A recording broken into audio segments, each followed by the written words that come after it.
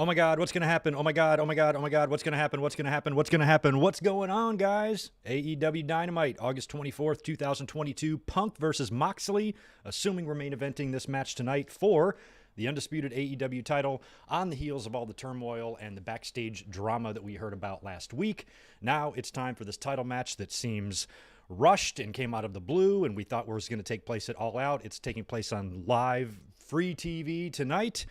And it could be very telling based on the result of this match, what is, in fact, going on behind the scenes in AEW. They did hold a big talent meeting today. Maybe we'll discuss a few of those details, but we are about ready to rock for Dynamite. Let me make sure I can be seen and heard. We got Big Bang Theory wrapping up. I'm going to hit a refresh on this because it's top of the hour according to my clock. And show should be starting. Oh, TBS, I lost you. There we are. Dynamite is up. Looking good. Okay, cool. We are ready to go. Even though my clock says it's top of the hour, I still got Sheldon flapping his trap on Big Bang, so that's probably wrapping up in a second. And Dynamite is about to begin. Very exciting. What do y'all think is going to happen? Schmaz rematch at the pay-per-view? I would hate it if they did that. A lot of people think that's going to happen, but I would not do this match now and then do it again. I'd change the match or something. MJF, very possible he could show up tonight. We will see. I'm excited, but if you have any ideas, let me know. Cheers to you. I got a canned Stella tonight. And it is time. All right, here we go.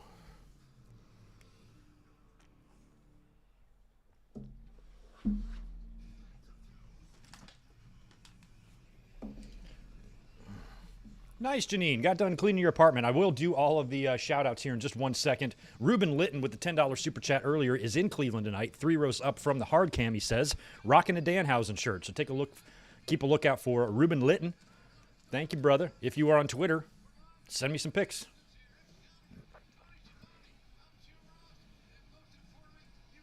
Cleveland. Wow, they're in Cleveland tonight. You think Johnny Gargano might show up? Sports entertainers. I love that. All right, so I don't know if this is just Jericho or if it's the whole crew of them. All right, we are opening up with Judas in Cleveland.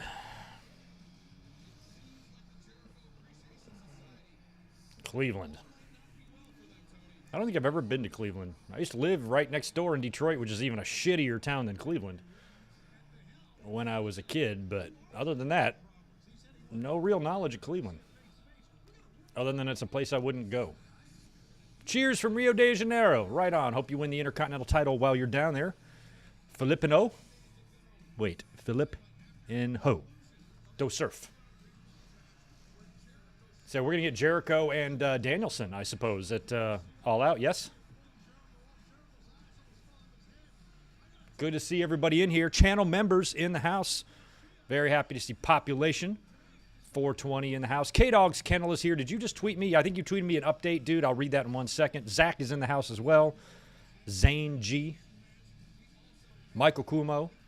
Handful of members in here. Also, Lil Justin, Robert Dinkins, Destiny, Jay Lambo, Big J, Rodrigo, Andy Linnell, Yachiro Chaz, Yessi Hassan, Rodrigo Al Cobbs, JL, Stephen Harris, Kaylin Scott, Janine, Alex, the Spiteful, Nikita Abalakin, Michael Kumo, Deshaun Robinson. 3 more members chiming in. Good to see you guys. Glad you're here.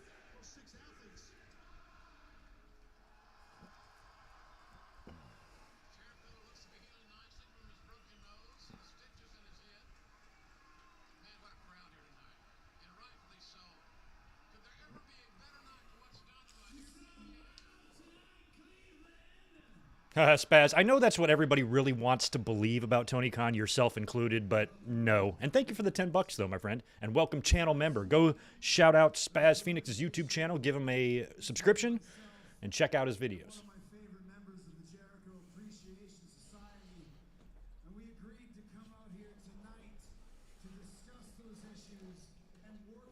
Yes, let's work them out.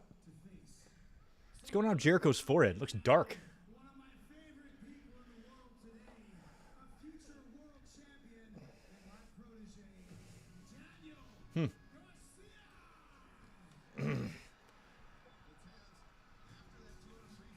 Jericho with only the second best hair plugs in Cleveland.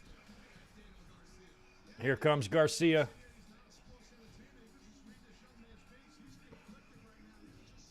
Nice. Okay, Kevin, I see that tweet now. Great news today, Greg. Doctor called, and come to find out the ultrasound results he read was the one from 2 months ago, and Thursday ultrasound now shows no blood clot. I'm off blood thinners as of today. Damn, that's kind of a massive mess up there, but I'm glad that it resulted in good news instead of bad news, and that's excellent news. Very happy to hear that, dude. I know you've been dealing with that for a while, and I'm glad that, at least for now, things are looking good for you, dude. Thank you for that update. That's great news, man.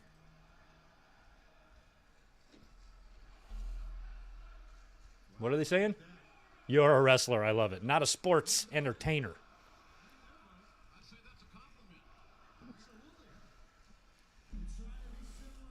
Nick Musser, happy to see family member in the house. 13-hour day. Damn, 100 patients at the urgent care. Happy to be with my wrestling family tonight.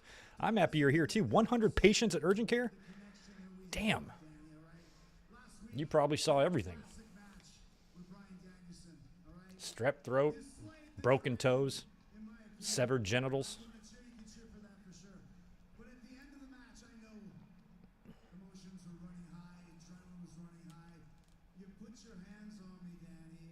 You put your hands on me, Danny.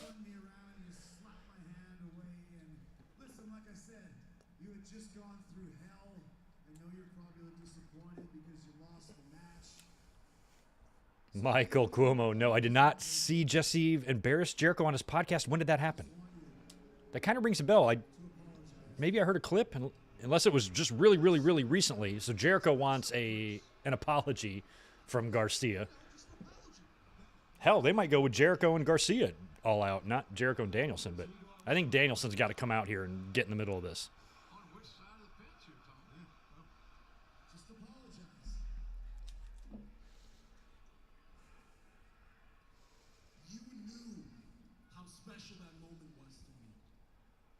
You knew that, Jericho. You knew how special it was for me to share the ring with my hero, Bryan Danielson.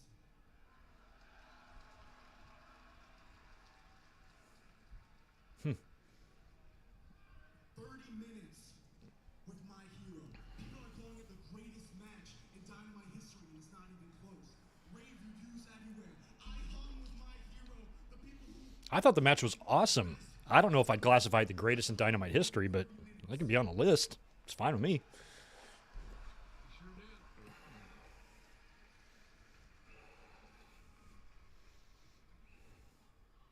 That match that I had last week, it's the kind of match that I always dreamt of having when I was a kid.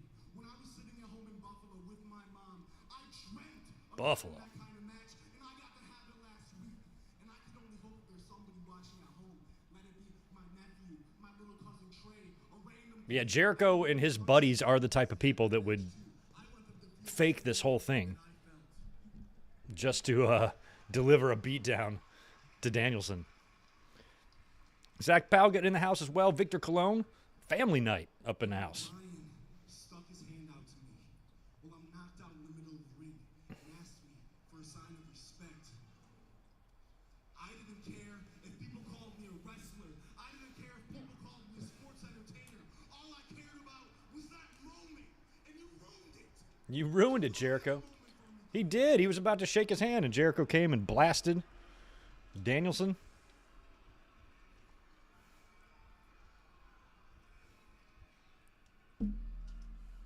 Listen, I'm sorry that you feel that way, but I want to remind you there's going to be plenty more moments like that for you, Danny.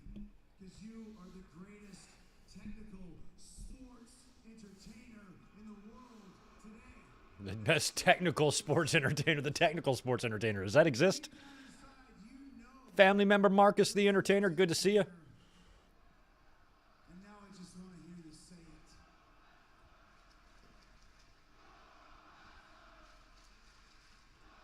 it. You're a wrestler. Say it. You're a sports entertainer. Oh, he wants him to say it? Say it. Say it. Sam Kinison, back to school. Say it. Here comes Danielson.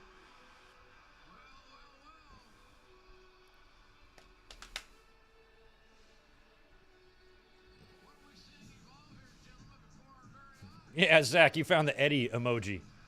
I need 10 more channel members to get another, like, 12 emojis. So we need 10 more members. So if you want to join the family, please do so by clicking the join button under this video or the link in the description below. You can join the family and get access to perks, members-only videos. You're going to make a lot of decisions on this channel in terms of reviews, watch-alongs, things like that. Become a member. Would love to have you. And after we get 10 more, we can add like 12 more emojis. But I'm maxed out right now on emojis. All right, what's Danielson got to say? I love that Danielson just rocks the white Hanes. Some fucking Asics. Or New Balances, maybe. That was a great match between Daniel and Bryan last week, wasn't it?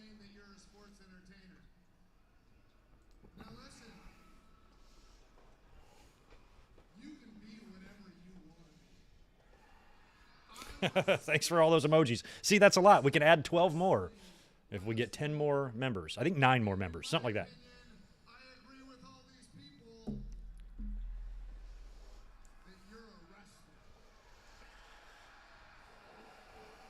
Yeah, Robert Downey Jr. wasn't back to school, but you know who else was? Johnny Lawrence from Cobra Kai. And he was a hell of a swimmer. You're a sports entertainer. Yeah, he is in a tough spot.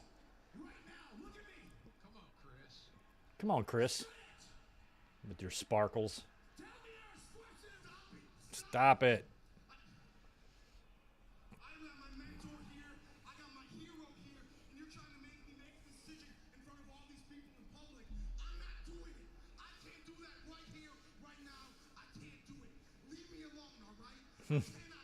I cannot do this.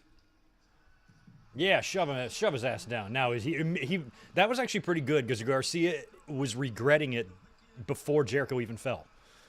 Jericho was like in the air and Garcia was like, "Fuck, I just pushed my mentor." And Danielson loves it. That's great. Yeah, you did the right thing, kid. Jericho's tough, but Jericho's also old.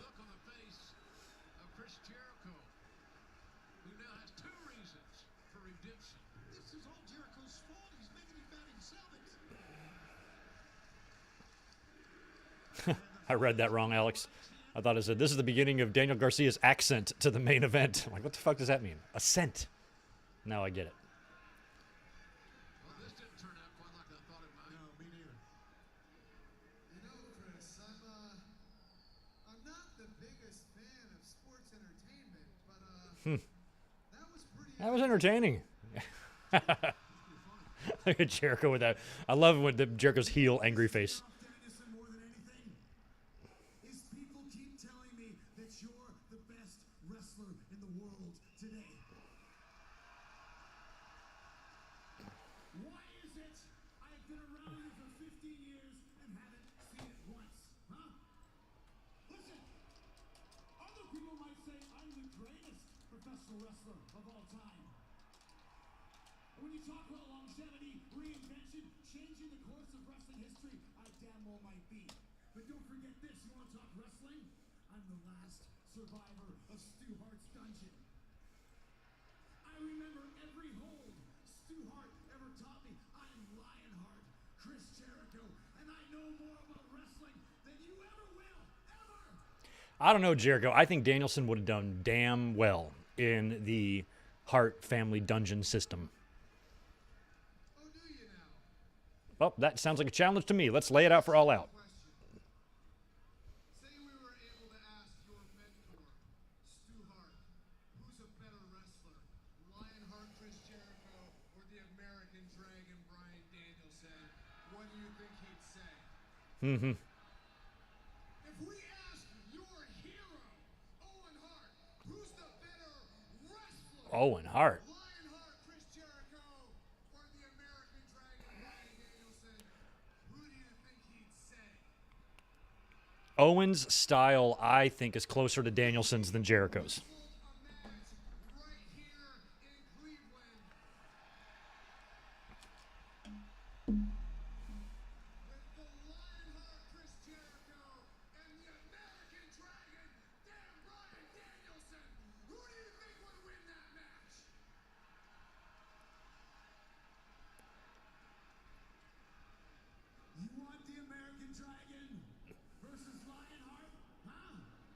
By the time Jericho was in the dungeon, though, I'm not even sure if Jericho was in the...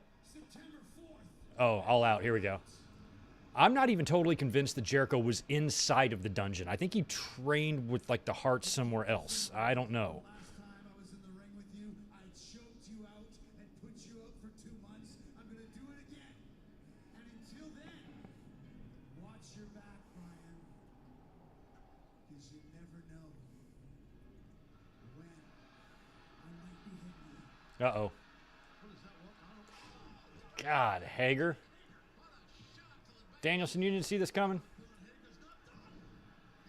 Poor Garcia left.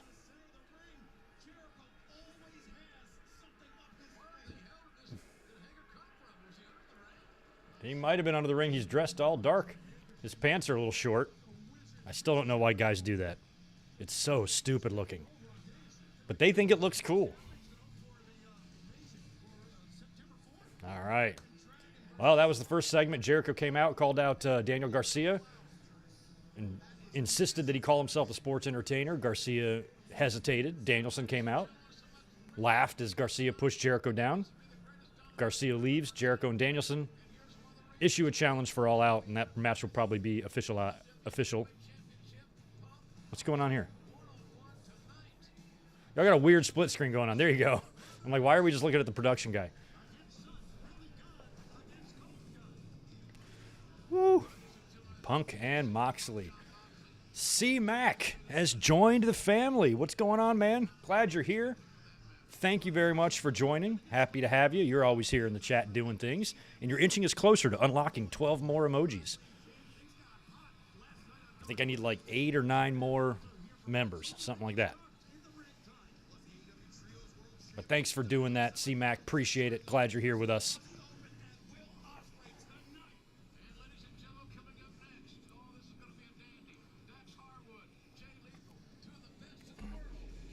After you've been a member for 1 month, the little icons next to your name will change. And then after 2 months, they'll change again. You'll get little different ones, different little... You know how it works. You guys are on YouTube probably more than I am. Okay, so this is Dax. Who's Dax facing again? Funny thing is, I didn't even look at the card tonight because I was so just focused on Moxley and Punk. I didn't bother to see what else we were doing.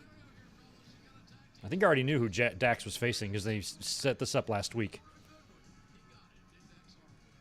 Here it is. Dax is facing Jay Lethal. That's right. We also have Billy Gunn and Colton Gunn? Father versus son. Okay. Baker's taking on Kylan King. Ricky Starks. And, of course, oh, yeah, and we got Death Triangle against Will Ospreay and Aussie Open. That's right. That's the trio semi. So we're really rooting for Aussie Open in that one because... That'll give us Ospreay and Omega in the or in the finals. Or quarterfinals. Semifinals. I don't know what the fuck. One of those matches.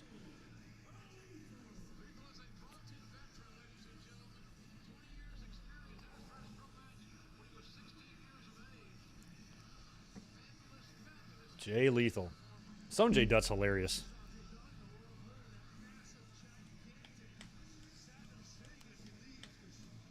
Sonjay Dutt reminds me of, his face reminds me of the guy, the movie The Never-Ending Story from like the 80s. Like one of the little batch of freaks that they meet with like the guy that's a bat and the dude that's on the snail with the hat. That's who Sonjay Dutt reminds me of. I don't know why. I don't know why that triggered that in my brain, but they must resemble each other a little bit. Greetings, Impacts from Israel. You missed The Undertaker, best wrestler ever. Mab, what's up, man? Welcome to the family as well. Would like to welcome Mab as a new channel member. I just saw him. I'm not sure if I welcomed you the other day when you joined. If I didn't, I'm welcoming you now. Glad you're here today, Mab. And no, you didn't miss anything too crazy yet. Jericho and Daniel Garcia had a little segment. Garcia shoved Jericho down. Then Danielson came out. And Jericho and Danielson set up I forgot who challenged who. I think Danielson challenged Jericho at All Out, or vice versa.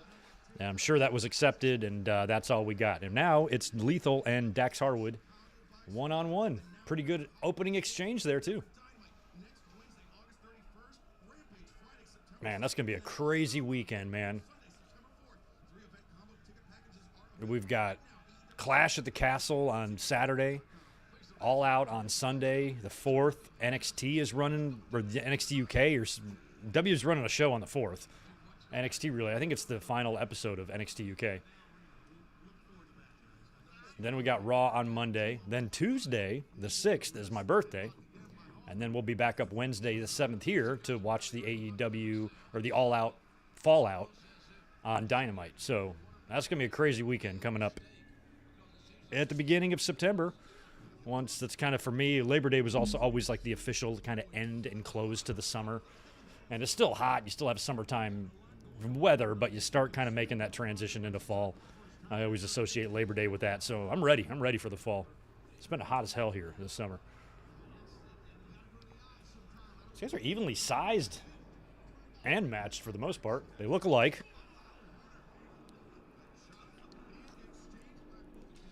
Spaz, 5 more. Got a nice little WWE match added to All Out and a nice little WWE main event tonight.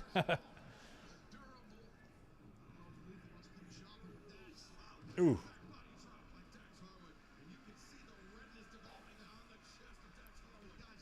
When did CM Punk debut on the main roster? 07, and he was out of there by 07, and he was out of there by 24. So he was there like 7 years, maybe 6 years, something like that. So his run wasn't huge in WWE. It wasn't crazy. It's not like he was there 20 years or nothing. I argue that CM Punk has spent more time outside of WWE in his wrestling career than he has in it. Or it might be close. Might be more tied.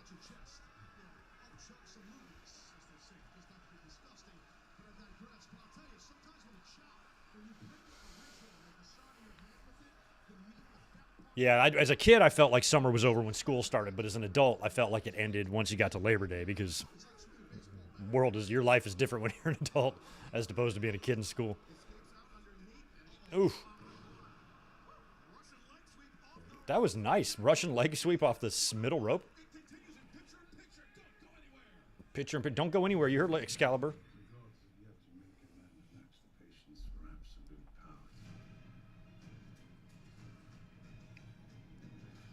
No rain in New York? Damn, I thought the East Coast has tons of rain. When I lived in North Carolina, we had no shortage of raining in that state. Didn't rain all the time, but it rained enough, you know. When I lived on the East Coast, they had too much water. Here on the West Coast, we don't have enough. Like, I just wish I'm fucking right next to a goddamn ocean. Just build desalination plants. I don't know what we can do to solve, like, water problems, but it's kind of scary because everybody needs water. We're made of water. So you can't not be going without it. Or you can't be going without it. Allergy sufferers. Bedtime means it's time to take Zysol. Zysol relieves allergies while you sleep, so you wake refreshed. Plus, it works faster than Claritin, and on first dose provides the same relief as Zyrtec. Yeah, I like the Owen mention.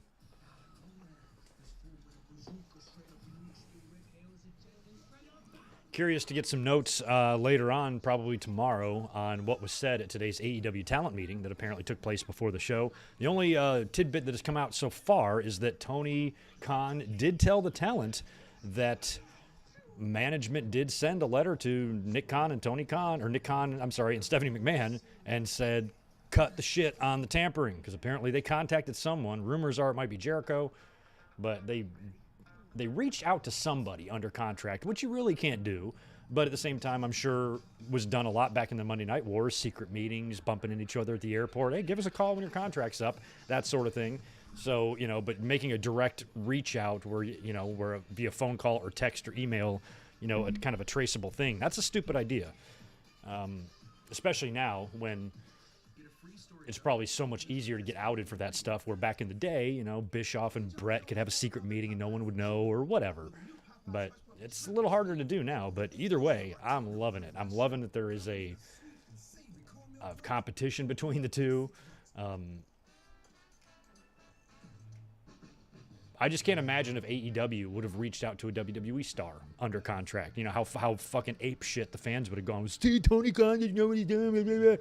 Or whatever. I'm like, how come WWE is like, this is okay?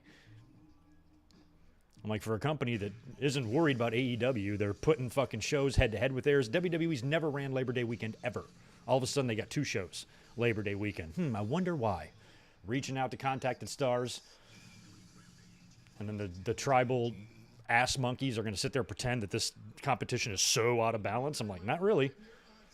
WWE is much, much, much bigger than AEW, but they certainly aren't eons ahead of them in terms of production, talent, that sort of thing. Because you've got a wrestling company here with a great fucking talent roster on cable TV who produces pay-per-views and sells pay-per-views.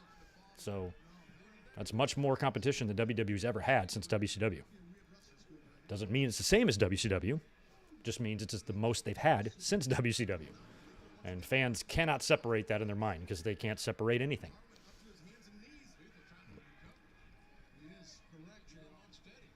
Oof. Oh. Yeah.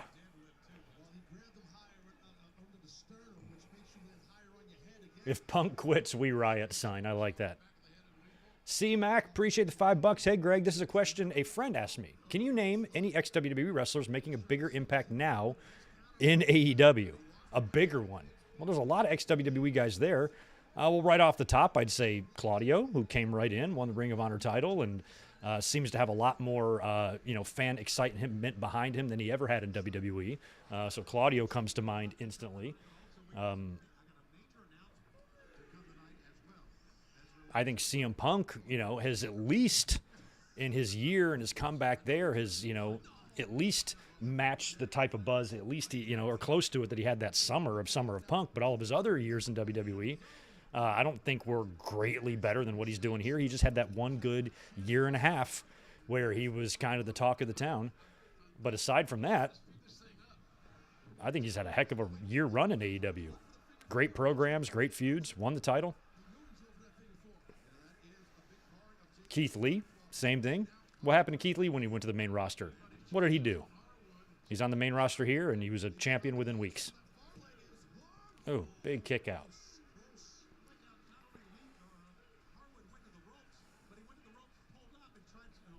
Moxley. I think Moxley is doing far better.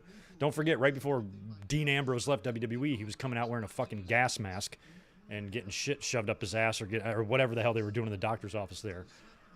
Losing to EC3. So, sure, Moxley had a little run with the title in WWE, but I think his AEW world title runs were better than his WWE title run. So Moxley's another one. There's plenty of names, C-Mac.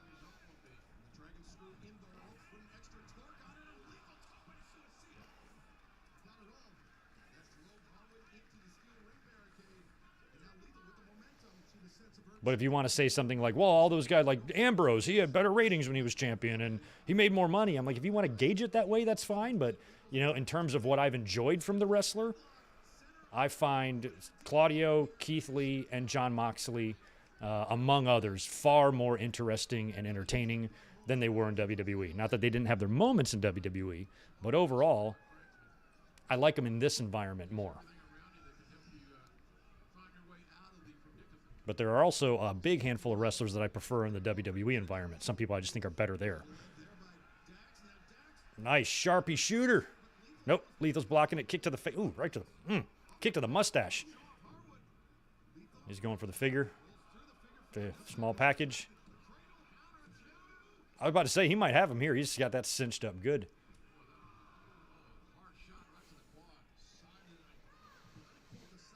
Yeah, a lot of people think it was Adam Cole, but why would it be Adam Cole, Adam Cole signed a 5-year contract.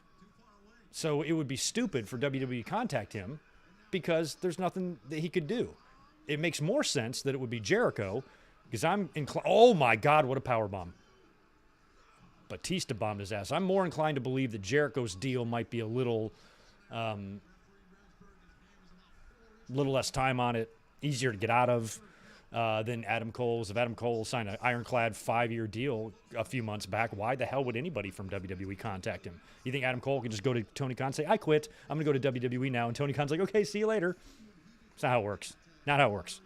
Jericho makes more sense.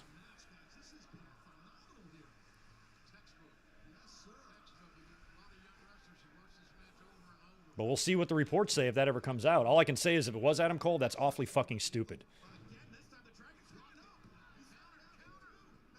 But it's kind of funny watching fans like experience this, and because it's kind of like back in the day with WCW. I remember being a fan. I was at the Raw where DX invaded Nitro, and back in those days, those were the PO WCW days. Let our people go. Kevin Nash and Scott Hall, the word on the internet was they desperately wanted to leave WCW and go to WWE because now they have exploded and taken over. They can join Hunter and Sean and X-Pac. Sonjay's here, but they couldn't go. Why? Because they were under contract. So WWE contacting Adam Cole would be just the stupidest thing that anyone could do. Oh, well, what are they going to do? Call him up and say, hey, you want to return in 4.5 years? Hey, what's up, Chief? Love to have you back in 2028. All right, well, call me in 2027. We'll talk about it. Like, it's just, no. I don't believe it was Adam Cole.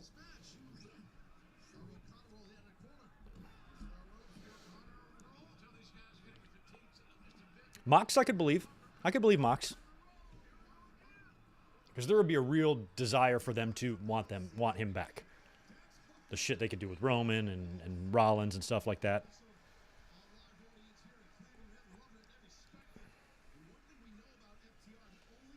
MJF, I don't know. I would say no on MJF too. Because I think they know that he's clearly involved in something pretty major here.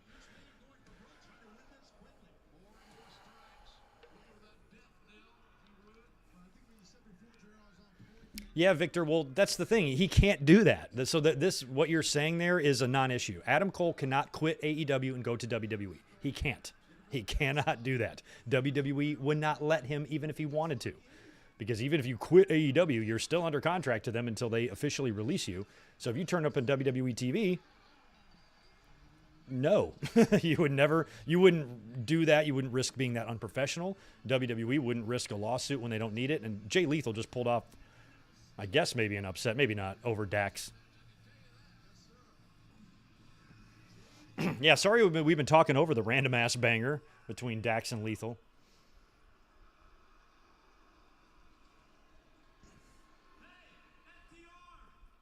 A lot of fans don't remember the WCW versus WWE stuff, and that these type of thoughts have come up before. You can't just decide to leave one show and go to the other unless you just happen to be under no contract. But now, these days, 100% of the talent that appears on TV is under something. Under some sort of deal, most likely. Mm-hmm.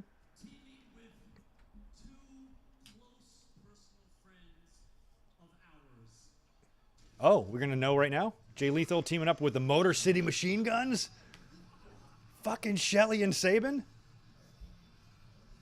Okay. Motown in the house. Well, that's a hell of a trio. Why can't they go after the trios titles? Cool. So who are they going to face? FTR and who?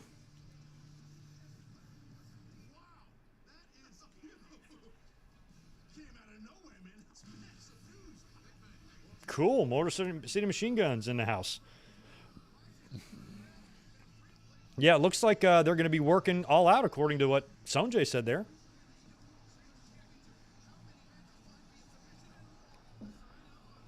The music is overpowering the voice audio here. Turn that music down.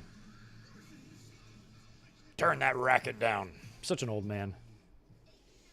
By the way, if you guys don't mind smashing that thumbs up button, I'd appreciate it. Also, we are 9 members away from unlocking another batch of emojis. So if you want to join the family, you can do that. Click the button below, join us, and get access to all sorts of great shit. That'll be kicking off in September. London and Kendrick, yeah, I forgot about that. They were doing some crazy shit. By the time they came around, I was starting to get a little bit of checked out of wrestling temporarily, but I was still pretty impressed with what they were doing. I mean, I'd like to see Prime London Kendrick against Prime Bucks. Hell, that match might have happened. But that would be fun. A lot of flippy stuff.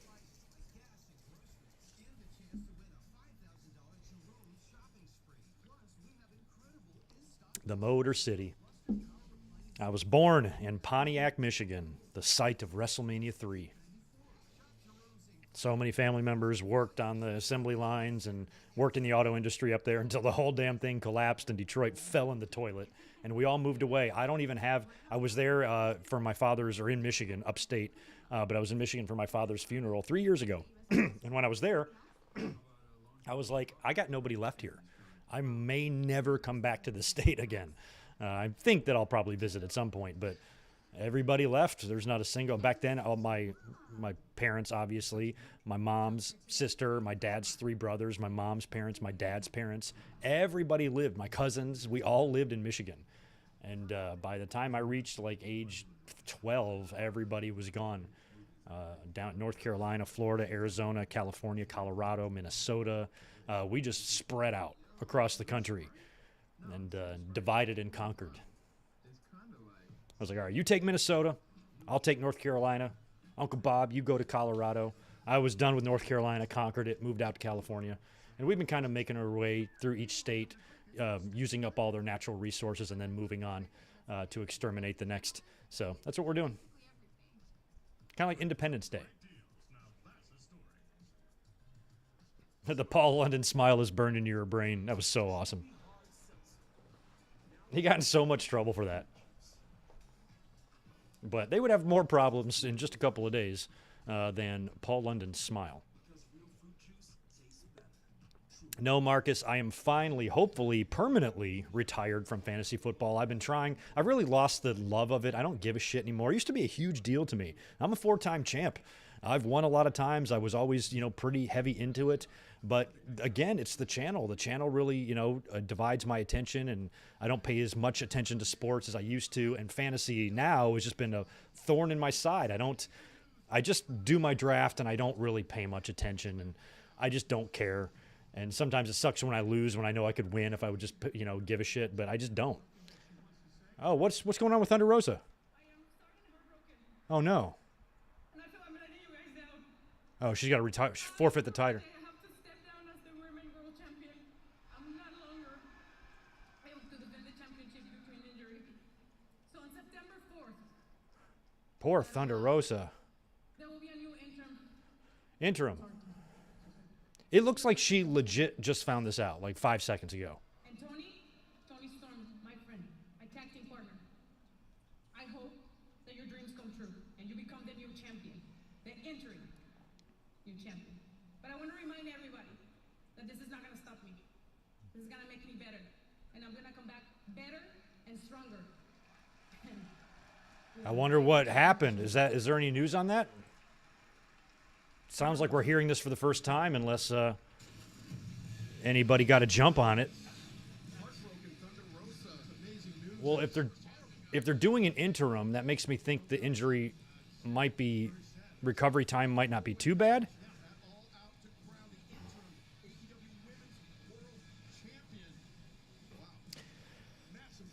I feel terrible for her. She looked legit shake. I was thought for sure something really bad happened. I know it sounds terrible, but based on the way she looked in her face, I was relieved that it was an injury, I thought she was going to say, I just found out 10 seconds ago, my mother passed away, or I don't know, something terrible. Donkey boys. But man, that is heartbreaking for her. But, what do you guys think? Since Tony Khan did the interim thing with CM Punk, it sounds like they've painted themselves in a corner now where they got to make an interim champion every time. Maybe they should try to make some sort of internal rule where, if your recovery time is expected to be 3 months or less, then you do the interim deal. Anything more, you strip them. I don't know.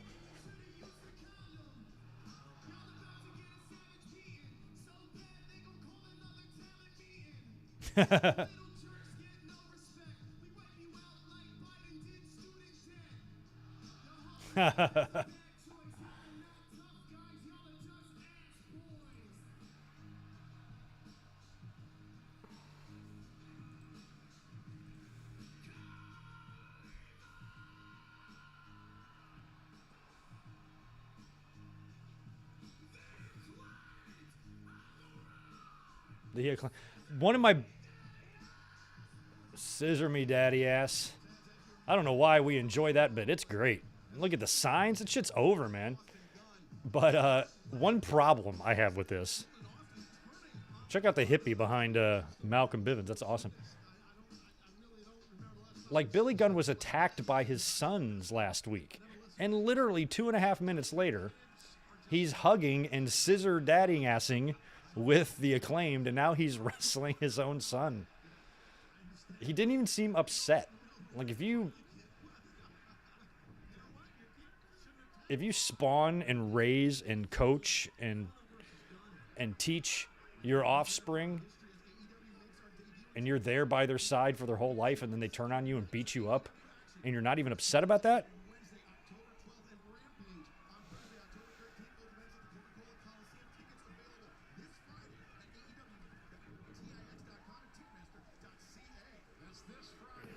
What do you mean they couldn't even give her a segment? Who do you mean? Thunder Rosa? What the fuck do you think that was? That was a segment.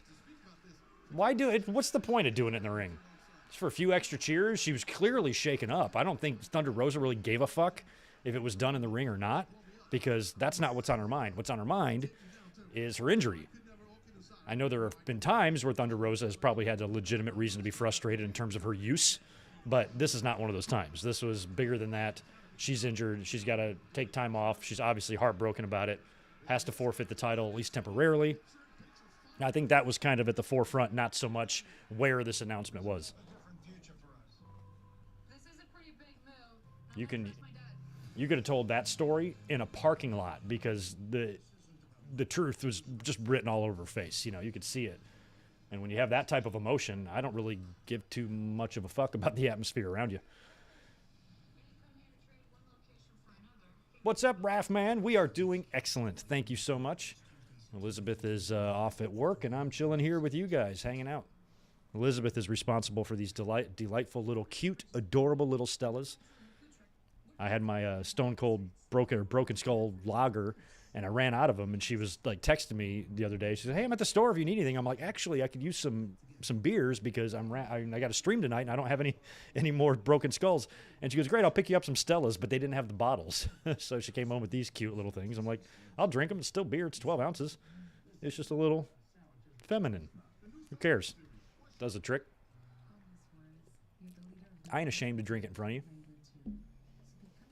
It's a present for my girlfriend. Of course I'm going to drink it.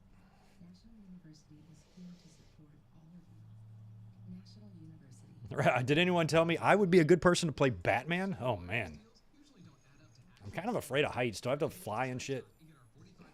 The Joker scares me.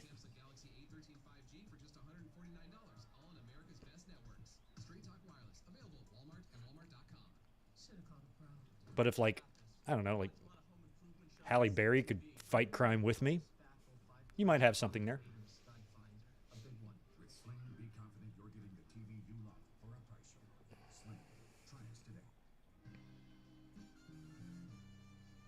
Yeah, that's twice he told Billy he should have used a condom in his rap. Yeah, he also mentioned the talent meeting, which got no reaction from the audience, almost as if they didn't know what happened. You selfishly want Britt to win it? Yeah. I'm kind of rooting for Toni Storm as well, but Britt's probably still my favorite, but Toni is number 2. I think Toni Storm is the complete and total package for a women's wrestler in today's era.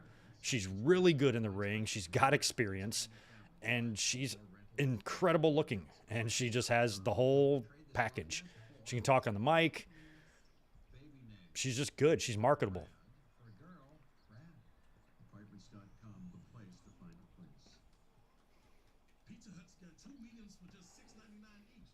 I think a lot about her. I think she could be AEW Charlotte even more than Britt could. Not just because of the blonde hair, just because I could see them doing that. Spaz, $5 from you earlier. MCMG can stick around long enough for one more match with Generation Me. Who the fuck is MCMG?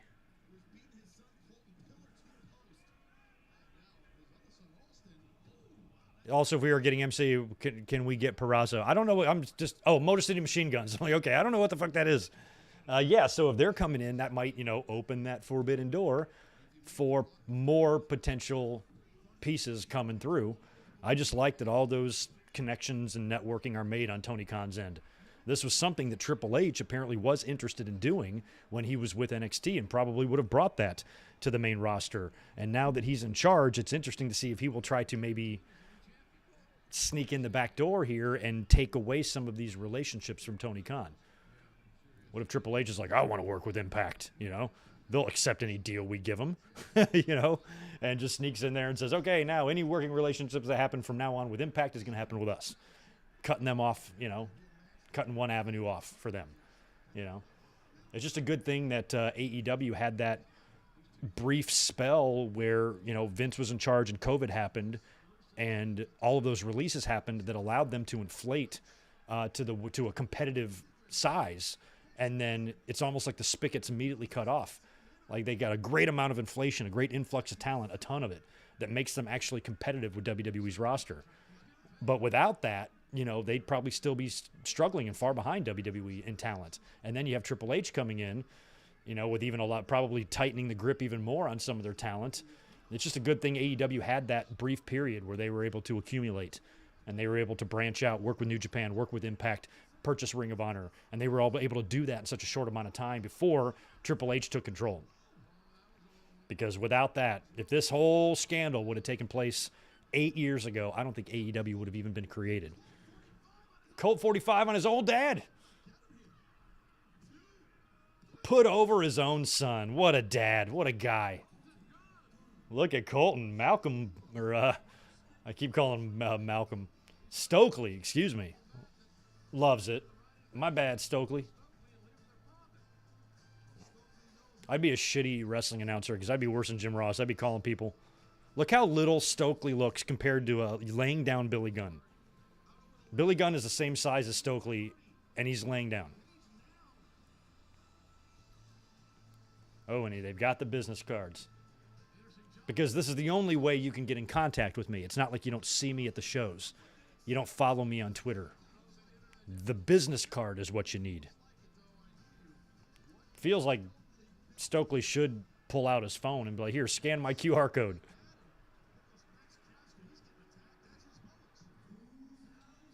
Uh-oh. Acclaimed is getting beat down by the ass boys. Who's here? Oh, okay. Get out of there, ass boys.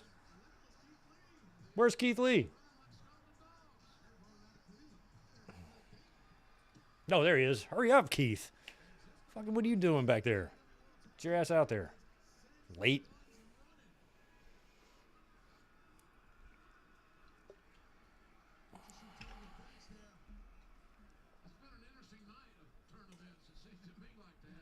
Yeah, Swerve is fucking cool. You know, Swerve Strickland, he'll sometimes DM me and ask me for some of the latest trends and like what he can do and say and ways he can act that will make him look as hip as possible. And I give him the best advice that I can. It's nice to see that he's taking it.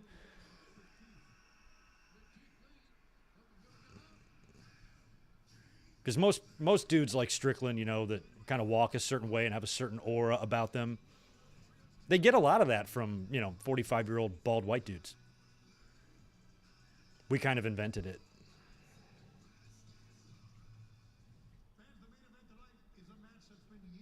Yeah. Really, heart goes out and all the best to Thunder Rosa, whatever we wind up hearing about that injury and the recovery time. Look at this. Will Ospreay with the U.S. title. Aussie Open with a couple of 2016 Cruiserweight titles there.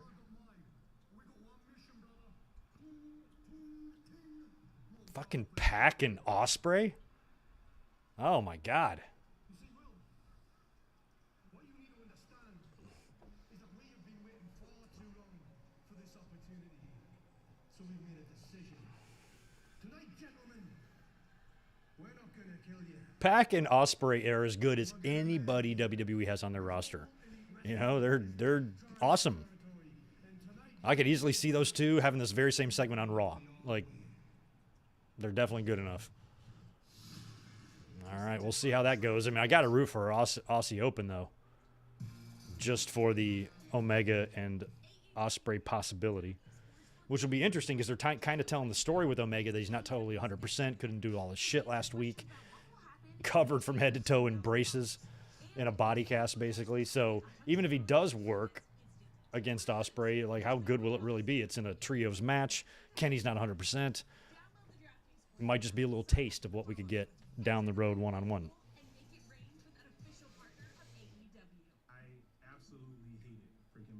Spaz, 5 more. Since the Owen tournament had belts, if Britt won the TBS, can we call her a legit Triple Crown winner? I don't know. Hopefully not. I mentioned that those belts need to slowly phase out. The Owen belts are beautiful, but that's a trophy case belt, not bring out to TV and defend belt. So I always say no on that. I say Britt would not be a Triple Crown if she wins the TBS title, because all she won was a tournament. The belt was a trophy. That's the way I look at it. So I go no on that, Spaz, but we'll see. AEW might just want to be like, yeah, she's Triple Crown winner, whatever.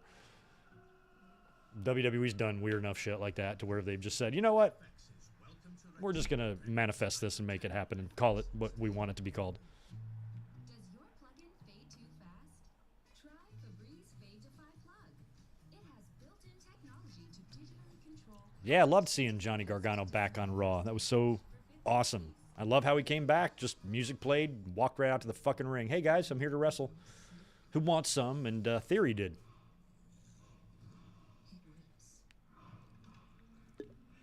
Well, we got a commercial, and I'm out of my little itty-bitty, tiny, little cute, adorable, adorbs Stella. I'll be right back.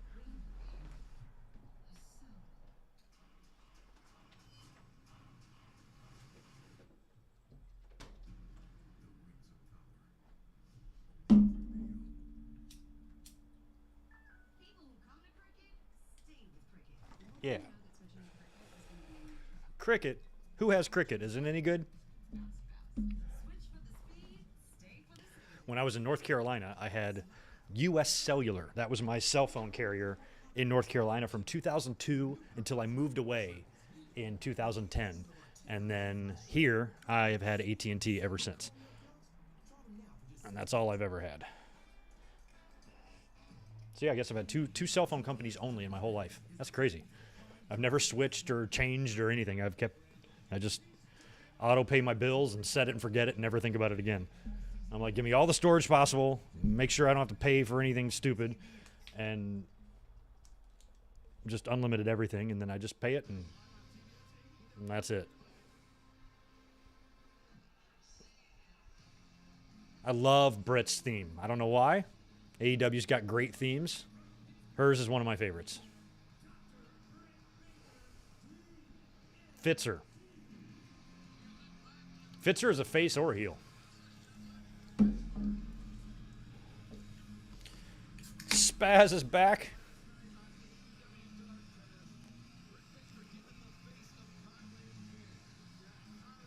I hardly watch any of Dark. Not nearly as much as I should. I'm kind of pissed at myself for not watching enough Dark. I don't watch any NXT either, but although I did catch Indy and Dexter back together, which warmed my heart.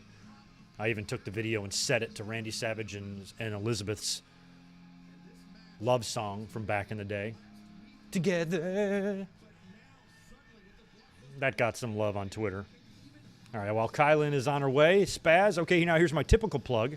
3 episodes of Triple H Era are now up on the pod, soon to be renamed WWE Last Week, a wrap-up of the previous week's events, dropping every Monday morning. That's a good time to do it. Starts off the week and wraps up what you saw the previous week, and then you jump right into a new week. It's always good to have a routine, I feel, when you're creating content. It's very important. Keeps your listeners and your watchers, a little bit keyed in to what's going on, and they know when to expect you. Kylan King.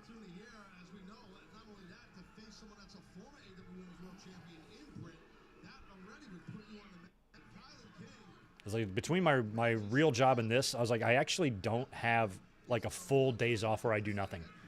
I'm always doing, if I'm not at the restaurant, I will accomplish at least something channel related, whether it's answering emails or working on some graphics bullshit or updating videos or recording anything or editing, anything like that. I'm always doing something. Every day. Oof.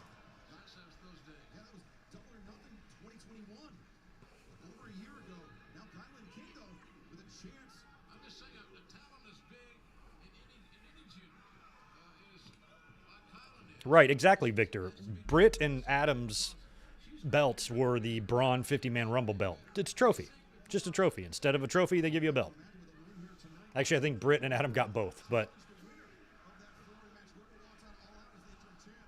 I mean, I'm glad WWE never had a... I'm surprised WWE never made a King of the Ring belt. But Vince is such an idiot. He always went for the old crown and cape. I'm like, who wants to wear that? Nobody looks good in a crown and a cape. I don't know how the hell Lawler made it work. Oof. I'm glad that Kylan King's getting some love. She's been impressive. This is a big match. She's been on Dynamite before, I think, but... Or at least Rampage. But this is easily her biggest match to date. And where did Kylan King come from? Where does she work primarily? Is it NWA?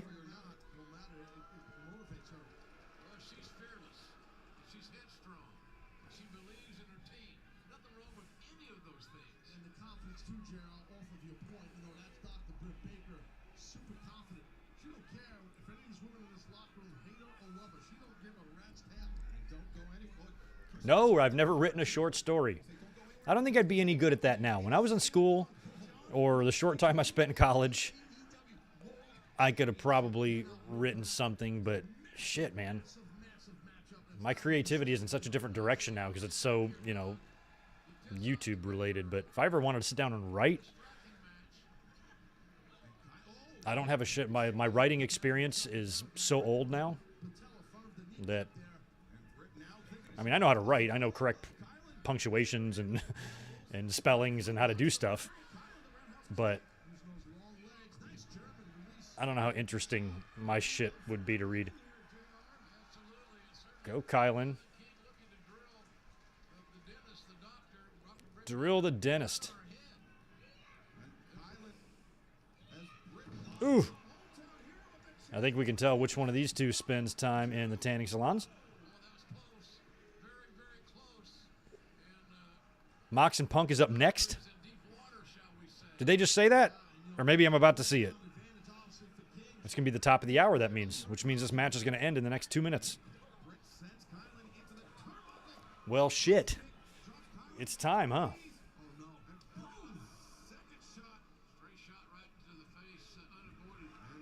And the stomp. So what the hell's the main event? Ospreay and Pac?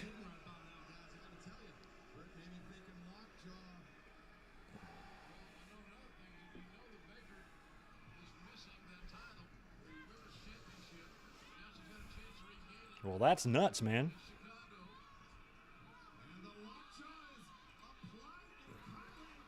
Kylan's submitting to the lockjaw.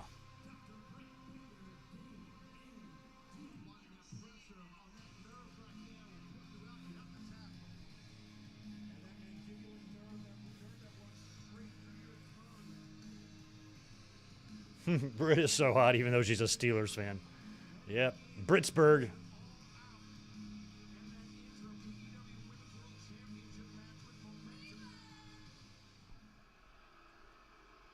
I mean, she's got to be cool because Adam Cole's like the nicest guy that's, you know, ever lived. So the nicest guy who's ever lived probably doesn't have an asshole for a girlfriend. She's probably pretty cool.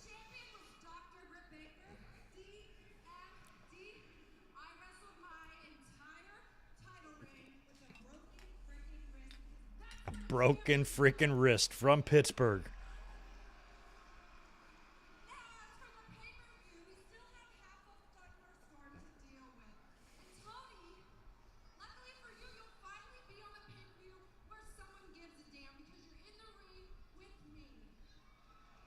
So is that what we're doing now? Storm and Britt for the title?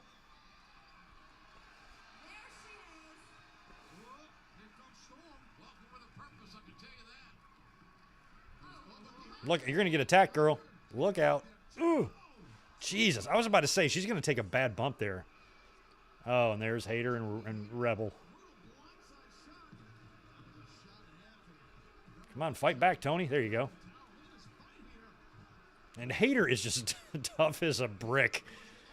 Like, God. I'd be scared shitless to fight Jamie Hader. She'd beat the crap out of me. Couldn't imagine being Tony. Well, here comes Hikaru Shida, perhaps. I think I recognize that. Oh, she's got something. Whew, that's a relief. You know how close I was to wearing what Hikaru Shida is wearing on the stream tonight? That would have been embarrassing. Yeah, I almost had the same outfit picked out, and I was like, nah, I'm just going to go with a t-shirt. Glad I didn't steal her thunder. Oh, it's a four-way. That's right. There we go. Storm, Britt, Hayter, Shida.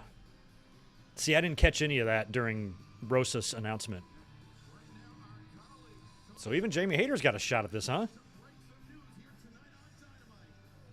I'd go Tony Storm. Give Tony Storm the belt. All right, we're here with the World Tag Team Champs. Wanted to talk to the Acclaim, and they're kind of banged up a little bit right now. Yeah. Whooped up on out there. Y'all got whooped up on. We don't mind coming in to save another tag team, you know? Because, you know, Swerve and Uncle we love the Acclaim. That's right, and let's be honest here. You guys are ranked. Keith Lee is so fucking big. Jesus Christ. His arm is like my torso. For the Tag Team Championship. Oh, acclaimed in a glory? Worthy. It's nice that you saved us, but we don't need your praise. We don't need your help because we are Yeah, I don't know why Nyla Rose is not added to that. Good question, Rodrigo. I don't know. his tag team, so I think we proved it. That's right, and the Acclaimed are AEW's uncrowned champs. All out. We're taking those tag titles home, just like you said, because everyone loves the Acclaimed. I know more. Interesting dialogue there, Jimmy. It certainly was the champion. Interesting dialogue there, Jim Ross. Look at his face. Jesus. It will be Jon Moxley versus CM Punk. He looks like he's looking at me and he's pissed. I'm like, JR, I swear I didn't do it. I didn't do it. I had nothing to do with it. I like you. I can't believe we're doing this now. You hear that? So they're already teasing an overrun. So there's only 2 matches left. There's this one and the trios match. So they are claiming that they're going to stick with the matches as long as it takes tonight. All right. So was somebody hiding behind that door? Oh, just a production guy. Okay. So we will see. Do we even get this match? Does it even happen? Does something happen before the bell? Does somebody get attacked? Does MJF pull the box off his head and jump off over the barricade and attack somebody? Or the paper bag or whatever's going on at ringside there? If that guy's even at ringside tonight. I'm glad. I think he's not. And it's good that he's not because fans would be assuming that's going to be MJF. And that's not the way I'd bring him back. What do we get at All Out? Do we get the same exact match, Punk versus Moxley, or are they adding stuff to it? Let's start the fight. That's what I want to see. Let's start the fight. Because you damn know it's going to be a great one. Victor, I feel like it could go long, and it would just be weird if this match and we have a winner and a new champion or something, and then we get that trios match in the main event. Here's what I think might happen. Something crazy might happen here. We have to take a pause while everybody gathers themselves. Then we do the trios match. And then there's like 15 minutes left in the show and we redo this. Like maybe Punk doesn't come out here because he's getting attacked. We don't see him yet. Oh, there he is. Okay, he's here. He's got the long boys on.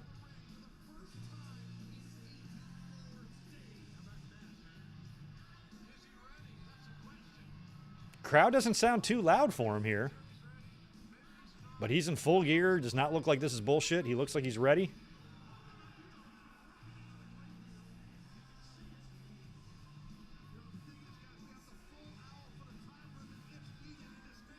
Well, at least we know AEW had 2 belts made.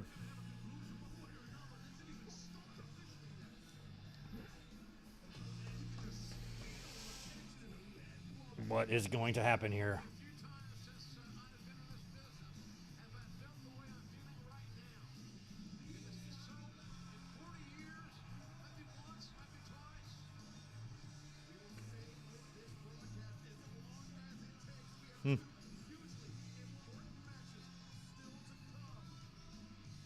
Two huge important matches. What's the other important match? Did he just say 2? Or maybe he just means including this one. Ladies and gentlemen, this is a unification match to determine the undisputed Punk looks fine on that foot. His last match, he did have some issues with Hangman Page, so we'll see how he does physically here. weighing 231 pounds. He is the AEW Interim World Champion. I'll tell you what, I am much more interested in the character of Jon Moxley facing the character of CM Punk than the character of Dean Ambrose facing the character of CM Punk. This feels like a real big-time heavyweight match. Two guys that are just no bullshit. You know how like Monsoon, like immovable force and irresistible force and immovable object? When two attitudes can be like that too, you know? Like Punk is no nonsense, but so is Jon Moxley. He is not Dean Ambrose, who is a little more playful and more to crack jokes. Mox does not play fucking games. And neither does Punk, and that's a fucking interesting matchup. Senior official Paul Turner drawing the assignment for this match. You see 2 championships in the ring, Excalibur. When we leave here tonight, they'll be All right, recognized. here we go. Undisputed AEW World Title. Mixed reaction here for CM Punk. And we could see a heel turn here. Now, I want to point out, guys, that, both these men are used to a big fight feel. They're used to big moments. They've had a lot of success, both of them. So they're not really shook. But to your point, JR, they'll be one of those bad boys at the end of this thing. One will go to somebody's mantle someplace, and the other will be proudly displayed around the waist of the greatest wrestler in the world. Remember, to stay with this action, we got to Here we go. stay with this match. Thanks, Pop, for the bell ring. Feels like the 7th game of the World Series. 7th game of the NBA Finals, guys. Man, this is big time. They're thinking, They're thinking. Big CM Punk. Imagine it's been 84 days since CM Punk stepped foot in the ring. You have to remember, in that intervening period of time, What's up, How Wheezy? surgically repaired. Recently joined the family. You've always been in the family. Very interesting that this is not the main event. But, like, crowd is super jacked for this. Moxley put this company on his back this summer. Ever since winning that AEW Interim World Championship, defeating Hiroshi Tanahashi. very stiff collar and elbow tie-up. Very stiff. I wanted to point that out because Yeah, we see that, JR. It's very stiff. at the least, both men are trying to gain some sort of advantage through I almost totally forgot that Mox beat not Tanahashi for that interim belt. I mean, Mox has had quite the few months here. Worked his ass off.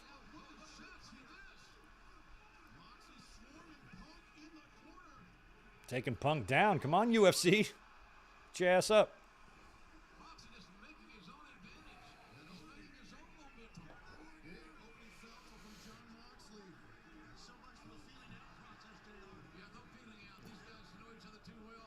They know what's at stake. Look at Punk fighting back now. Punk becoming the aggressor. And the crowd here in Cleveland. Look at that Paul Bearer shirt in the front row. A barrage of knees in the corner on Moxley, but Moxley, headbutt. Yeah, Ref Nera, sort of. Yeah, I mean, I can understand. I would think most wrestling fans in this situation, if they watch AEW regularly, would be on Moxley's, would be rooting for him in this situation. He's the more likable guy, I think. Plus, he has so much respect. He's been fighting his ass off, fighting every week, bleeding every week, putting the interim title on the line every 5 fucking days. Penalized physically and mentally. See, Paul Turner just gestured at Doc Samson. He's just hurt. You could hear Punk's foot's injured here. Probably in kayfabe. Good Lord. It's weird to see Punk with the gray, huh? If I grew my shit out, it'd be gray. Oh my God, is this it? Oh my goodness. He let him go? He's gonna try to paradigm. I would have just kept that hold on him. I mentioned this. I'm like, if we see some sort of a squash here and Punk loses the title, that tells me he's like leaving the company or something.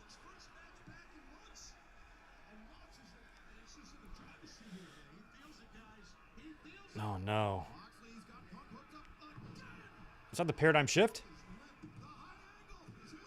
It's over. My God, it's over. Moxley dominates Punk. What the hell just happened? Wow, wow, wow. Didn't I say that? I said, if this thing is a squash, I said that last week.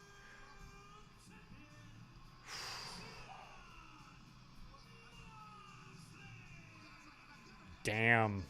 Come back too soon. I mean, what just happened there? Did he come back too soon? He got his ass. Moxley just took him down. So what does that mean? Is this... Because if Tony Khan just said, let's get the belt off of Punk, then they would just have a match and Punk would just lose. But if Punk was going to leave or something, you know, or if he was going to be punished for going off script, and Tony Khan has got to take some disciplinary action here and let it known that that's not cool. The doctor examining the foot to see a pump, which was surgically repaired, as I understand. Fuck. Is official. The reign of Jon Moxley as Did he really re-injure his foot? he is undisputed.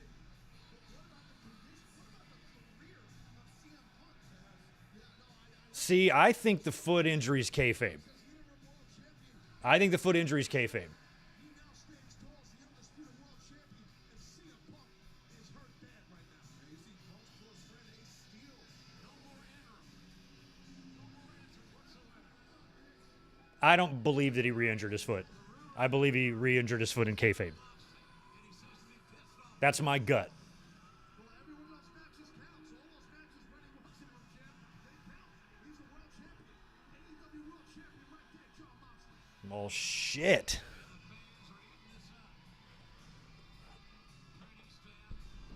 Oh, my God. That's crazy, son.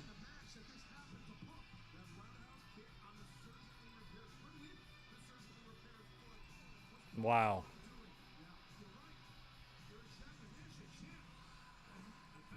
Embracing the undisputed champion. Yep. I hate to be one of those we called it guys, but I was talking about this weekend. It's like, look for... I was like, if Punk loses the title badly and he gets beat, that means he's either bouncing for a while, or maybe he's leaving the company altogether, or maybe Tony Khan was like, you have to let me punish you because I look like a chump after what you did last week. So drop the belt. And, you know, maybe Punk is like, I will. Okay, it was shitty of me, or I don't know. But my gut instinct, I could be totally wrong, watching how that was presented, I feel like Punk's foot injury is just the story. That's the reason he lost. He injured the foot. Moxley was able to paradigm shift him and beat him, and that was it. I don't think an audible was called there. See, look, he didn't injure it off the ropes. He's trying to pretend like he did it on the enziguri. That is totally kayfabe, guys. He didn't re-injure his foot in the shoot. That's the story, and this is probably what they're going to use to write him off of TV. He's now broken his foot or whatever, needs another surgery. And he may very well need another surgery, but maybe he was just good enough to go in this, and they realize that he needs more time. And so they did the angle where Punk injures his foot, rendering him pretty much helpless. Moxley hit his finish on him and pinned him. That's what would happen if you broke your foot in a match. So maybe it's not quite as cut and dry as we think. I don't know, but it's crazy. Twitter seems to be freaking out. I extended an olive branch to you, gentlemen. Last week, I was giving you one last opportunity to apologize to me for costing us the World Tag Team Championships.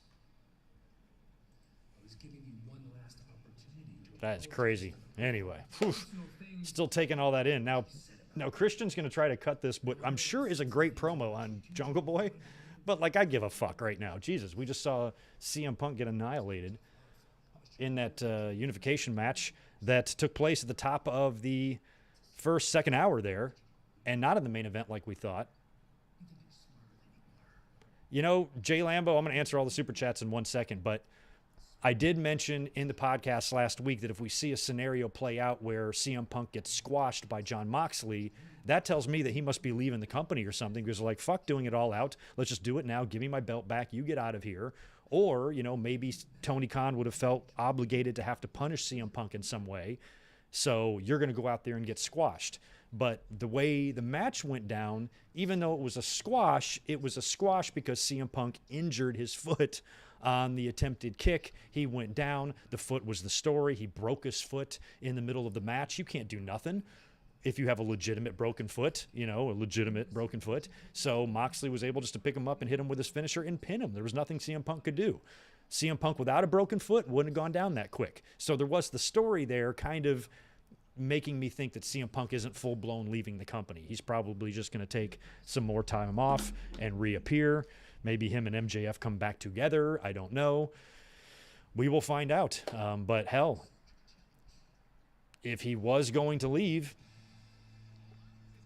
that's what I would do. I say, well, then you're going to go out there and get beat in 2 minutes, and we're taking our title back. So Punk leaves and goes to WWE. I don't think that would be happening. But unless Punk signed a 1-year contract and it's over, and this whole thing has been also combined with behind the scenes, they haven't been able to agree on a new deal. And that's been happening along with the Hangman Page stuff. And then both sides have just decided to part ways for a while. So you need to give the belt back before you go. That could be it. All I know is what C-Max says is weird. That's all we know. It's weird. So yeah, I'm as confused as anybody. But Ricky Starks is out here now.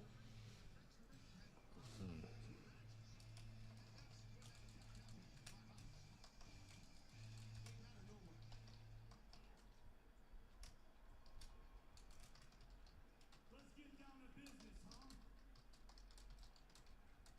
I haven't been in the best of moods because, quite frankly, I'm hurt and I'm pissed off. From dealing with team tags being over, losing the FCW title, dealing with QT in the factory, and of course, I gotta deal with Powerhouse Hobbs turning his back on me. I feel like Ricky Starks is in another bad segment spot here. This should have happened before the Punk match. Everybody needs a breather now. Everybody's still processing that. So I didn't even pay attention to what Christian said. It's going to be hard to pay attention to what Ricky Starks said. Because, hey, I had a friend in Hobbs, a partner in crime. I had a guy who I trusted. Last year when I broke my neck, this guy called me every Nikita, single week. thank you very much for that $2 earlier. Hell yeah, Mox for the W. Not a fan of CM Punk lately. Not many people are, Nikita. But yeah, that's just crazy. About people wanting to see you do good is that they never want to see you do better than them. Yeah, exactly, Deshaun. This is exactly what they're telling here. Thank you for the super chat. I think the story will be that Punk came back too soon, being cocky, and Moxley took advantage because Moxley doesn't play games, just like I said. Now, when Punk comes back, he's full-blown heel. I can see that. Punk coming back seems more likely than Punk leaving the company. You ain't. If I had the spotlight, I'd make sure it was big enough for the both of us. And you got the nerve to sit up here and blame me. Yeah, it is interesting Because when you decided, the placement of that match, the fact that they didn't even do it in the main event. should have known that it would happen to me. Maybe they are so ready to move on from it before tonight's conclusion in the next 42 minutes, we get an all-out announcement. I bet you we do. I bet you we do. What are you upset about now, Ricky Starks?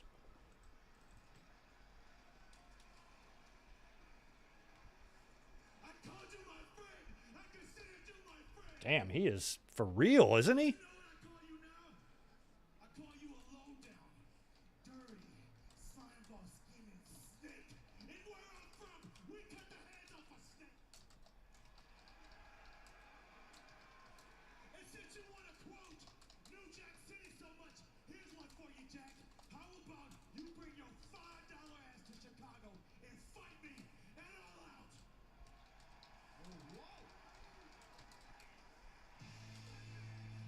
All right, so that's the match we figured we were going to get. So Ricky, I think, laid it down to Hobbs for All Out.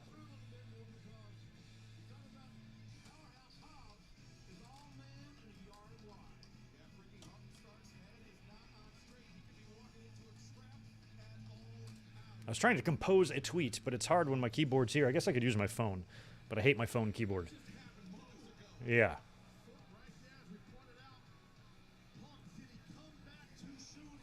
Oh, yeah, that's what they're saying. Did he come back too soon?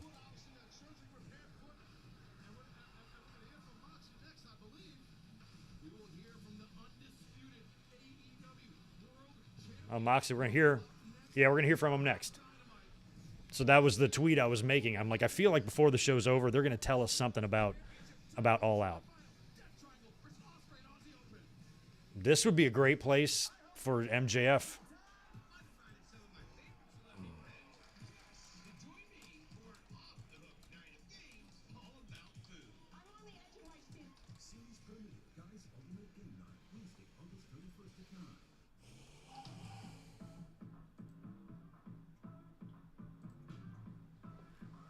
Yeah, I think if we're going to hear from Moxley or something like that, he'll lace down some sort of open challenge, perhaps. Maybe that's what he'll do. After what I did to CM Punk and made him my bitch, whatever, I'll fight anybody. Whoever wants to show up at All Out, just come. It's an open challenge. Maybe they actually have the main event for the first time ever in a pay-per-view main event. Mystery opponent. And it could be MJF, or Moxley lays it down tonight and we see MJF come out at the end of the show somewhere with like 2 minutes left. And Moxley, I accept, and then we fade to black. And you don't even get a chance to hear anything else from him, or something like that would be cool. Crazy.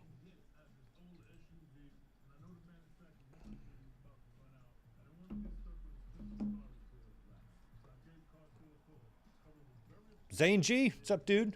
Triple H no longer using part-timers. No Lesnar return. I don't know. Is that a report going around? I don't think Triple H would rule out a part-timer that would draw money. Maybe not rely on part-timers as much as WWE has in the past. Maybe not build a WrestleMania around part-timers. But Triple H is not stupid. And only a stupid man would not want Brock Lesnar on your wrestling card for as long as he's physically capable of wrestling. The dude is too good, too big of a name. He's worth what they pay him, in my mind. So, and he delivers. His matches are awesome. Look at what him and Roman did at SummerSlam. One of the craziest damn things I've ever seen. So, Triple H maybe not wanting to use them as much, I could understand.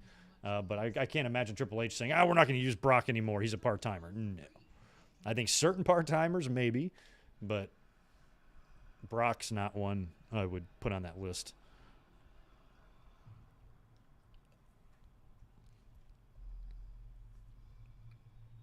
Yeah, I mean, this is what I would do if I was Dynamite. You know, all this is very suspicious. You know, if I'm Tony Khan, I'm hitting us with 2 punches in the face tonight. That was the first one at the top of the second hour. The bottom of the end of the second hour is when we get punched in the mouth again. Maybe with MJF, like I said, running out to close the show or something. That's kind of what Dynamite likes to do, you know. We've gotten a lot of double surprises before. And just as we let this one breathe for an hour right at the end of the show, then it's MJF. Our brains have just now began to digest what just happened. Here we go. Yeah. Best in the world, my ass. People that are surprised right now, they're the same people that wanted to write my obituary the moment CM Punk came back. They're the same people who wanted to call me interim champion, the same people who always write me off. Those people, they don't matter. They never did. The truth is, the answer to every problem, any problem you might have in professional wrestling, the answer is always Jon Moxley. There is only one Jon Moxley. There is nobody that can do what I do like I do. I am professional wrestling. I'm not just some guy. I am the guy in this industry. There are no limitations on what I can do, and I don't follow any rules. Everybody's always asking, when is it going to be my time? When is my time coming? I'm telling you, my time is right now. Right this minute, 2022. We're living in my time is now. My time is right. God damn His time is right goddamn now, and he means it. Jesus, I felt that promo. He was staring right at me, y'all. Like I owed him money. Cena reference. Whew.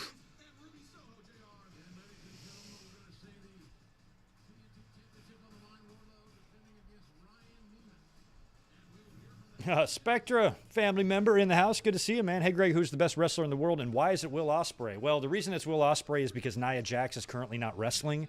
If Nia Jax was in AEW and WWE, then obviously it would be her. But since she's out, you are correct. It is, in fact, Will Ospreay. But that could end at any time. Tony and Hikaru against Britt and Hayter next week. So the 4 women that are involved in the Fatal 4-Way. Danielson and Jericho is now official. Hair plugs versus man bun. Oh my God, John Cena it all out? Christ. Is he under contract at WWE? Could he technically do it? That would be too crazy. Could he lose a song? I don't even know how that would work.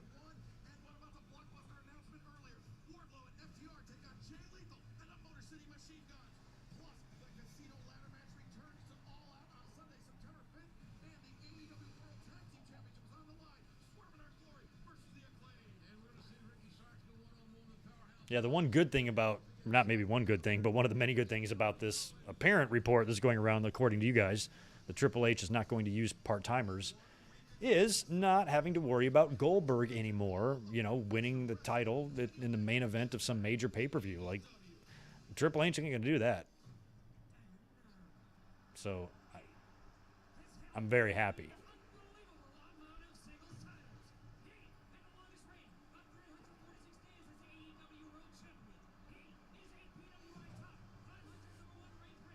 Yeah, I know Cena, performed the song. I don't know if he recorded on his own dime and he owns the rights. Something tells me it was done with the help of WWE, but he might have. He might be one of those few, like Cody, that can take his song with him. CM Punk can kind of do that too.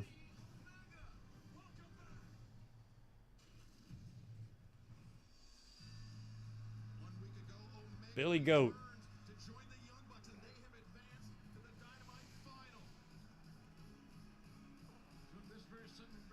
No more Goldberg would be nice, wouldn't it, though? Oh, my God, it would be fantastic.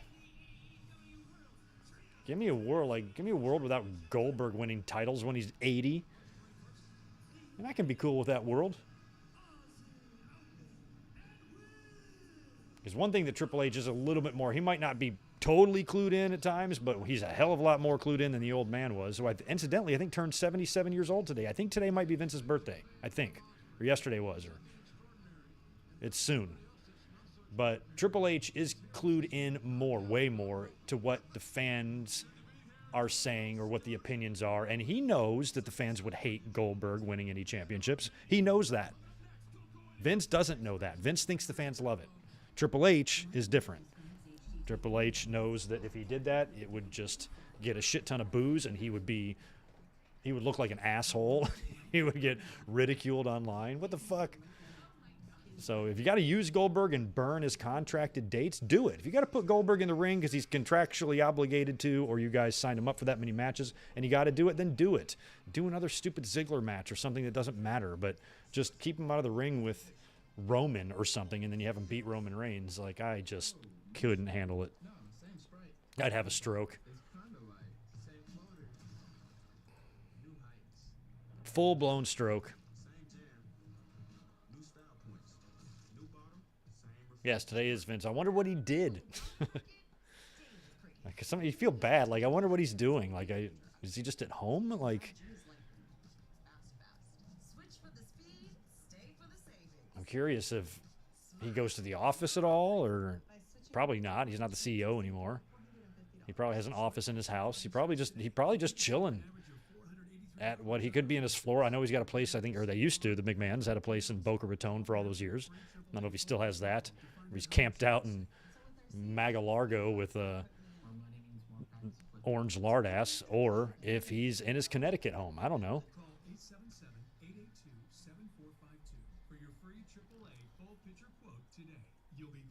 Yeah, Spectre, I am going to be doing a Q&A. We're going to be getting back to that because now that we've done the channel memberships, we need to do stuff for that. So depending on how many members we accumulate, if we get a few more, I'll be doing members-only Q&As. But if I don't do members-only Q&As and I want this available to everyone, you guys will get prime choice on all the questions. Basically, if you're a member and you ask a question, I'm going to answer it type of thing. So you'll get preferential treatment there. But yeah, we're going to do Q&As. We're going to do them this fall. I got to get through this summer, get on the other side of Labor Day and all out and all that bullshit.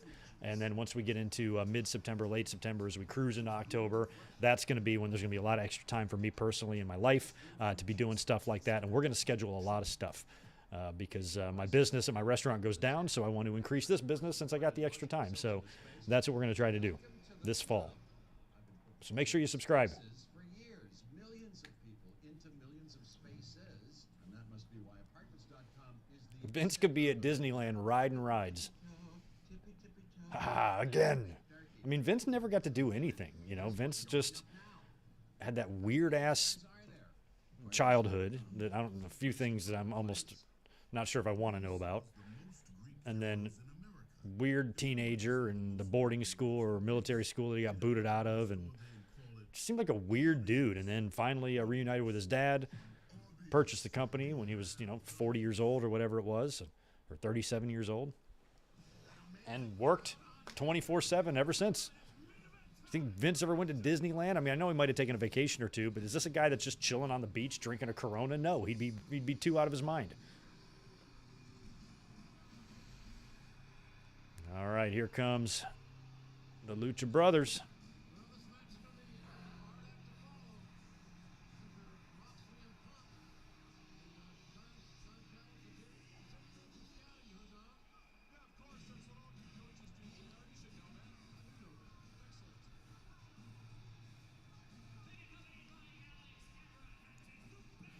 Oh, yeah, sorry, Kevin. I forgot to like that tweet.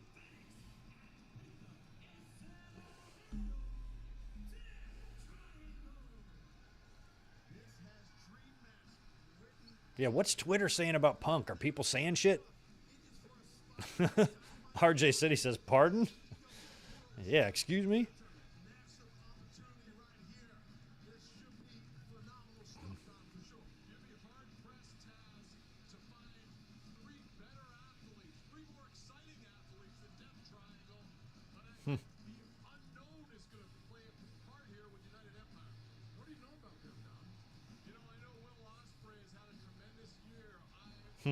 It's funny reading through the Twitter timeline. A whole lot of holy shits. A whole lot of what the fucks.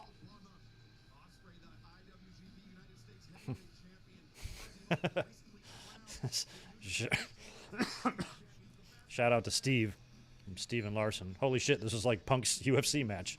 Kinda was. Well, another theory I have, too, is that, what better way to capitalize as we have Will Ospreay in the ring right now against Phoenix. We should appreciate this. But I do have a point to make in a second.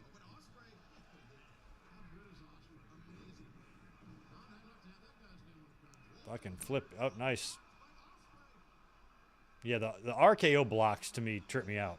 But, what better way to capitalize on all this internet buzz going around with CM Punk and Hangman Page and AEW and all this shit than to do some really shocking, crazy finish? So if they already know what the outcome is going to be, Moxley's going to go with the title for whatever reason. Maybe Punk needs more time to rest the foot. Maybe he needs another surgery. So if that's the decision, okay, so how can we make that as shocking as possible? Fucking squash me. I'll do a deal where I go for a kick, I break my leg, or I break my ankle, and then Moxley just easily takes advantage of me, paradigm shifts me, and calls it a day. Fans will go nuts. They'll be talking. They'll assume that I was punished. They'll assume I'm leaving the company and going to WWE. They're going to assume a lot, and all of what they assume is going to be wrong. Only we know what's going on. I could totally see and envision a scenario like that taking place because that's what I would do. If I'm any party here, if I'm Tony Khan, Moxley, Punk, anybody like that, I'm saying, well, let's take advantage of this. We already have a ton of buzz, and fans are already talking, gossiping. They think we got a ton of drama. Maybe we do. but might as well make the best of it. So you give the fans a finish that makes them shit their pants, then you get Twitter talking about us instead of the big double W's. So think about it that way. But like I said earlier, I'm more inclined to believe that CM Punk is sticking around more than leaving.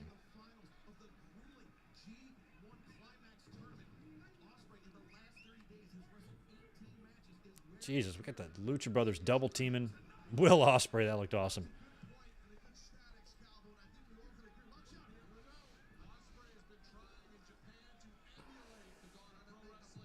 Jeremy, Trump, who's Trump? The only Trump I know is usually spelled with a lowercase t, so I don't know who that is. Oh.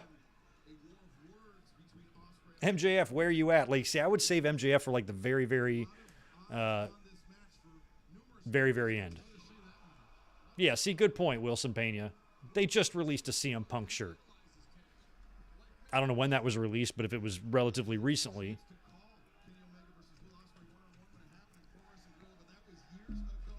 That's not going to be any money that CM Punk's going to want to forfeit. He's been saying on Instagram and in social media posts how happy he is. Hangman Page addressed the call-out in being the Elite. He got his ass handed to him tonight by Jon Moxley. It seems like any issues that might have happened have been resolved now. I think it's safe to say. Punk went out there, and whether that was his idea, whether that was... I mean, that could have been also Tony Khan saying, hey, like, I wouldn't say it's exactly like the curtain call, you know, but Vince found himself in that position with Hunter. He's like, I have to punish you, otherwise I look like a schmuck. So Tony Khan might be in that position too, and a lot of this is Tony Khan's own doing, hugging his talent and professing his love to CM Punk right there in front of the world in a media scrum, which, you know, just really gives Punk all the momentum or leverage anyway, and the power and control in the relationship to where maybe he felt like he had the power to go off script. So now Tony Khan's got heat, the locker room's talking, morale is down, people are getting frustrated or confused or angry or whatever, and maybe TK found himself in the same position where he had to call CM Punk into a room and like, look, this shit has greatly affected the backstage environment in the company. Don't you see? I have to punish you now. I mean, if you fight this or reject this, you know, that's selfish because now you're putting yourself ahead of everybody else that's now in a bunch of turmoil because of this stuff. I have to discipline you for this. So next week, or maybe Punk's like, maybe he's like, you're right, I shouldn't have done that. That was unprofessional. You know, take the belt off me. Squash me next week on Dynamite. I deserve it. And then Tony Khan's like, it's a fucking good idea. Yeah, okay, we'll do that. You can take a few months off, get your foot healed up, and by then you can come back, start fresh, and we'll see where we stand in a few months. Is that cool? Handshake. Cool, boss. Nice. Glad we got this resolved. Punk approaches Moxley. Yeah, next week you're just gonna kick my ass. I'm gonna give the belt to you. Take a few months off. Come back heel. That could be very well exactly how this whole thing played out, but we don't know. We'll see. Punk sold the wrong foot, says Dave Sims. See, I don't pay attention to any of that shit, so I never knew which foot it was that was hurt. But Dave is cracked the case. Yeah, exactly. Domination. Maybe a little dose of humble pie, and that's what you have to do. And Punk should be mature and respectful enough to understand that this is a brand new company. It's only 3 years old. There's going to be growing pains. You should be there to help this, not cause problems. And if he is being difficult or something and he's causing tension and he's adding to tension backstage, that's not what we're paying you for. We're not bringing you in to fuck shit up. We're bringing you here to be star power on our roster, to give the fans back somebody they haven't seen in nearly a decade, to be a locker room leader in a sense, to be somebody who others can go to for advice and questions, and you can just be a big star presence in the locker room. That's going to help us. And if it starts having the opposite effect, that's a problem. So that's got to be dealt with. Otherwise, in a few short months, you will be WCW, and you don't want that. So I'm hoping that maybe Tony Khan manned up, put his big boy boss pants on, and understood that, wow, you can love your talent, but you're still the boss. And you can't be doing that shit. So we shall see. I'm sure there will be a shit ton of reports. I'll be very... Oh, my God.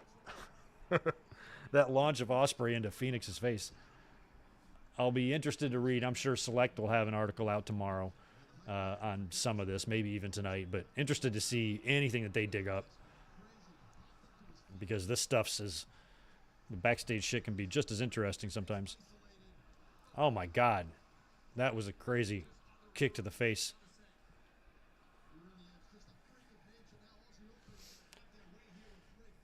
Max, Moxley and MJF, yeah, I think they've had a match, right?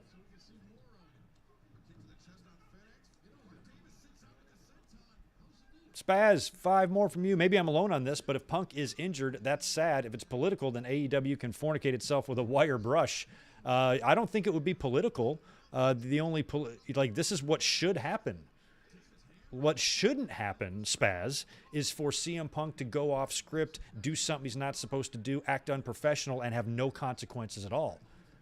Tony Khan punishing him, is it political? Yeah, he has to do it just because of the reasons I laid out. So I would not fault AEW at all. Man, that's a really desperate need to find the bad in them in every way. I can't imagine any AEW haters, the ones that really just hate them for some reason. You got nothing here. Sorry, you got nothing. This is what they should have done. If all of the backstage shit is truly true about CM Punk and all of that shit is legit and the whole world isn't being worked, but if he actually did go off script as a receipt to Hangman Page, and this was his punishment, this is the way wrestling is supposed to go. Actions have consequences. Otherwise, you will turn into 1998 WCW, where you could do whatever the fuck you wanted backstage. You had no consequences. You had no boss. You had no management. You had nobody to answer to. You could literally do whatever you wanted. And I think it would take beating up a production guy like Buff Bagwell did to get any sort of trouble at all. And even he didn't get fired for that. So we don't know what the real story is, but if the story turns out to be that this was Tony Khan's response to CM Punk doing what he did last week, then that's what a promoter should do. But it might be completely unrelated. We'll see. I can't wait to read the interwebs tomorrow. We got Penta kind of on his own here against both members of Aussie Open. And, that was like a Samoan drop crucifix thing that was botched but still looked good. Yeah, I feel like Punk is coming back as a heel. And that's going to be awesome. I believe there's money in heel Punk and babyface MJF. Especially if you keep MJF off TV. You just keep the charade going. Fans continue to grow frustrated. This is a fucking hell of a match here. Wondering where MJF is. He still never comes back. CM Punk does come back in a few weeks. He's a massive heel. He's an asshole. And maybe he even does something shady to win back the AEW title from Moxley or whoever the champ is. Cheats, does something fucked up, but wins the belt back. Next Dynamite, going off on the mic, brutal promo. Nobody can touch me in this ring or on this mic. No one's more brutal than me, or nobody's more brutally honest than me, or say something like that, and then boom, out of nowhere, Maxwell's standing right behind him. Fucking crowd is shitting their pants and throwing it in the ring. They're so excited. Orangutans hanging from the rafters. Holy shit. Attacks CM Punk, beats him down, stands over him, holds up the AEW title. It's babyface Max. It's heel CM Punk. That's our program going forward. I'll be tuning in every goddamn Wednesday to watch that, I'll tell you right now. So I like that idea. So let's see if they do it. Face MJF is very interesting. He's an awesome heel, though. He's too entertaining as a heel to even consider going face, but I think it could work with CM Punk. Maybe another thing that they could do is a two-man power trip. Maybe MJF comes back, joins CM Punk. They come back together at the same time. That I actually wouldn't do. It's kind of like having two people retire in the same match. I'm like, that's stupid because you're taking the spotlight away from one of them.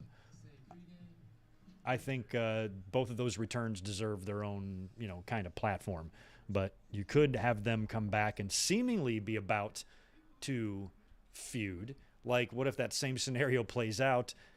Punk is cutting that promo, saying all that shit, and then MJF turns up from behind him. The fans start going nuts because they know MJF's babyface, and he's going to attack CM Punk. And when Punk turns around, instead of MJF attacking him, Punk smiles. MJF smiles. They embrace. The crowd goes nuts, and you fucking fade to black while they are hugging like Index on NXT. And the show just goes off the air. And you're like, what the hell was that? You're not going to be able to find out until Friday or next Wednesday or whenever. Something like that would be fun. It'd be out of nowhere, but it would be great to see those two shit talkers together. Maybe going up against Blackpool Combat Club or something. I don't know.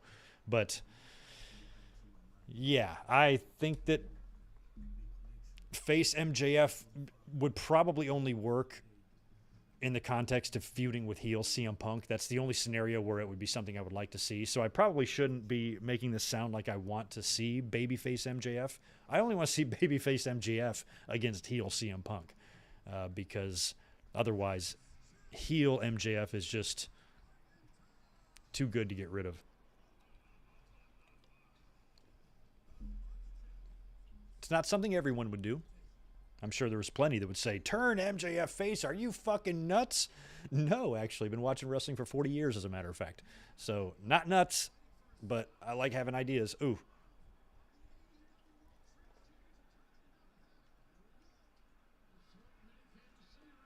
Oh. All right, Pac takes out Aussie Open. Jesus. Pac and Will Ospreay on Dynamite.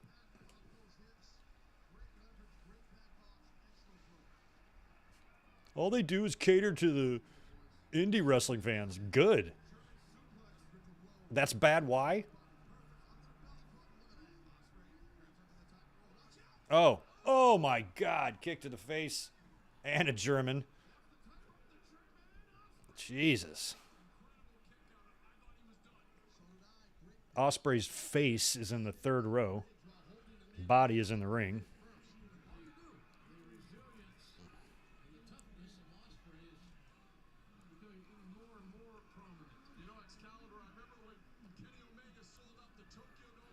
Oof.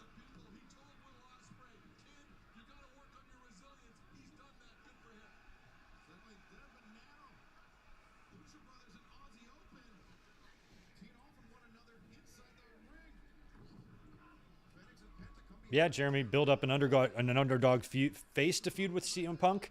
Maybe, but they've done the underdog face thing a lot with like Wheeler Yuta and, oh my God, and guys like that. But with Punk, he commands such presence on the mic and his persona that you got to have I feel like with him anyway, not with everybody, but with him, I'd try to put somebody with equal level. Like, that's why his feud with Mox works so well, and his feud with MJF works so well, because they can hang with him in intensity and on the mic and shit like that, and can even get the better of him in some cases. His feud with Eddie was real good. Ooh, I don't know if I want to see CM Punk feud with somebody who can't talk.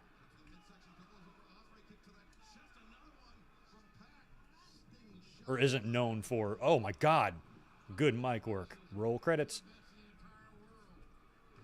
Oh, my God. No, sold that completely. Oh, my God, the way Pac sold that cutter. His head bounced on the... Right after Ospreay completely no-sold his. He bounced right up.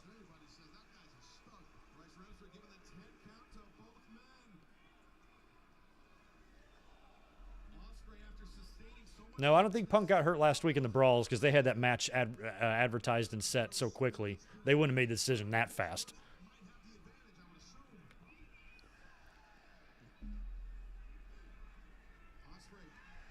I think they already knew what they were doing last week.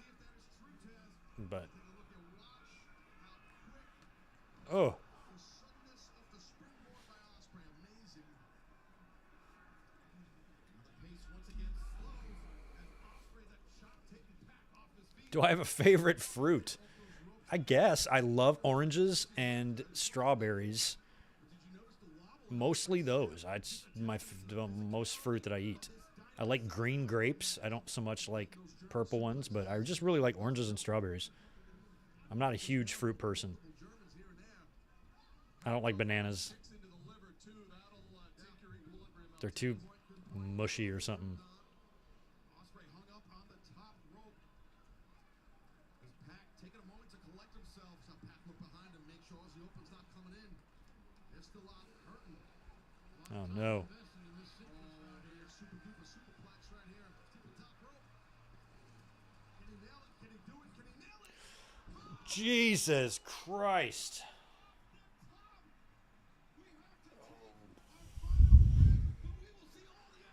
Damn. The height on that superplex, and he didn't come down flat. It was more like a brain buster than a superplex. Jesus, man. Whew. Well, that woke me up. Deshaun, thanks for the $2, dude. Cornette is somewhere watching this like, oh, yeah.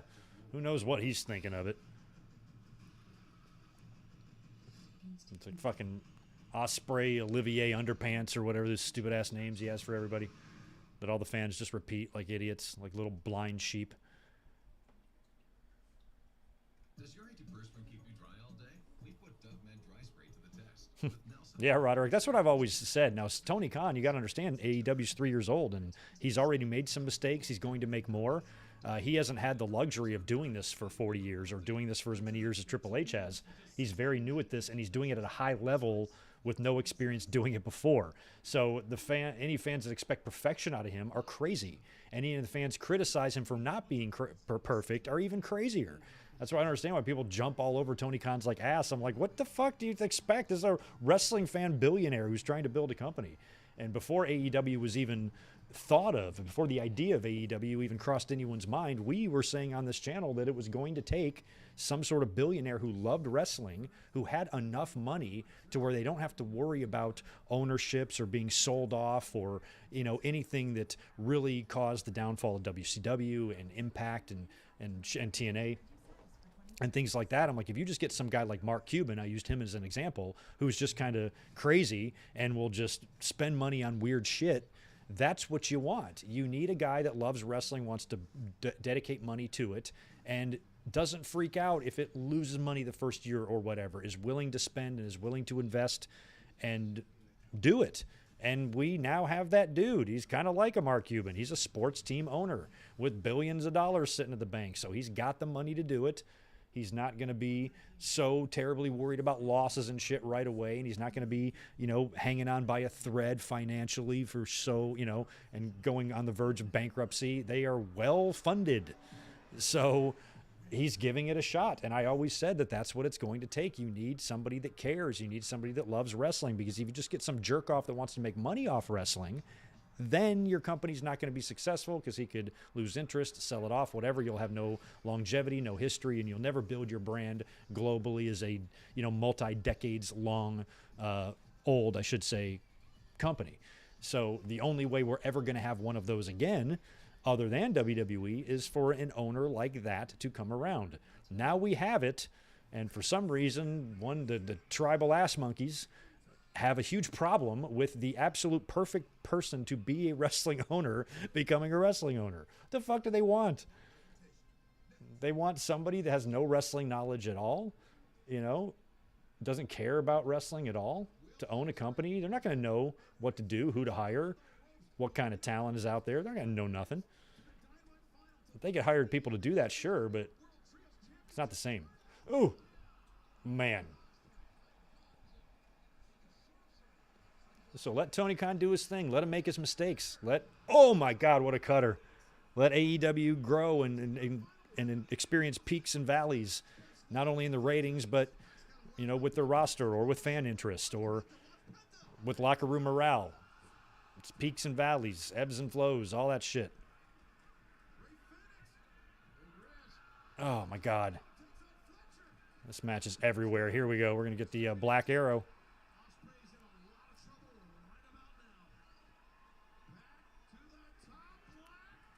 Oh, he brought the knees up and he caught him.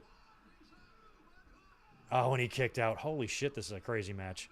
I actually thought that would be the finish. Oh, Ospreay's. Does he have it? No, reversed. Wow, wow, wow. Tag to Phoenix.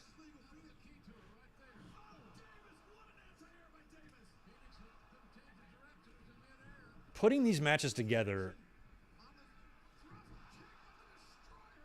you got to have like a quantum computer brain. I don't understand.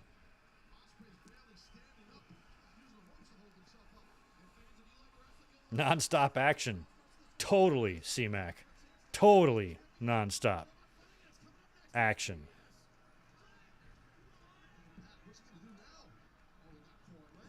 Jesus Christ, he planted him with that DDT. Now he's going for it again. Second chance on the Black Arrow. Ospreay got the knees up on the first one.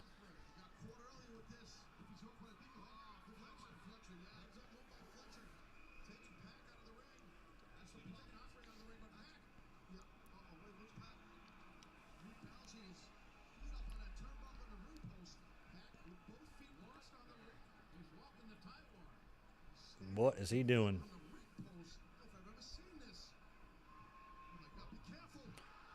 Jesus. Whew.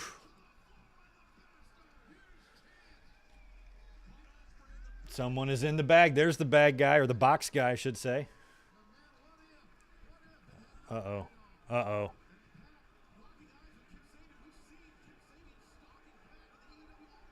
That is not Kip Sabian under there, but you got a good look at the eyes, but it looked like...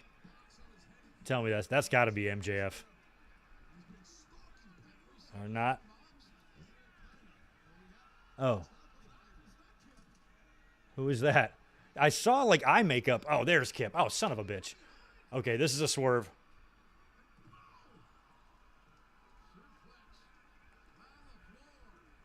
We're not going to end the show with Kip Sabian, I don't think.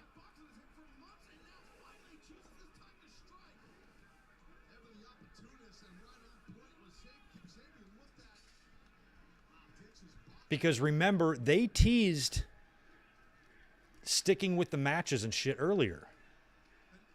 I feel like we might even have an overrun.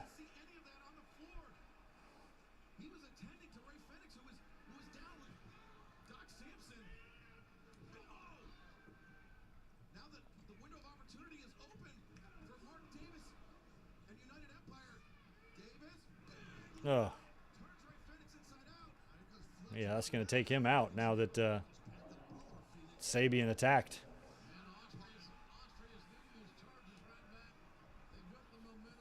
Oh, Jesus. That's not good.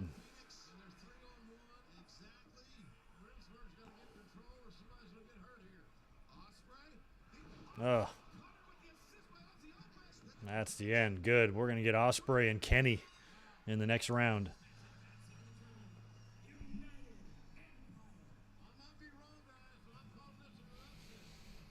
Whew.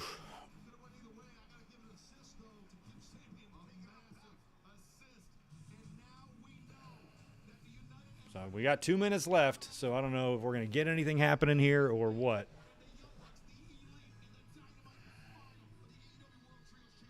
Oh, Kenny Omega's coming out? Good. I was about to say, something's got to happen.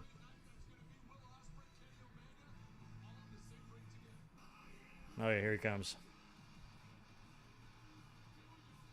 So Kenny is here.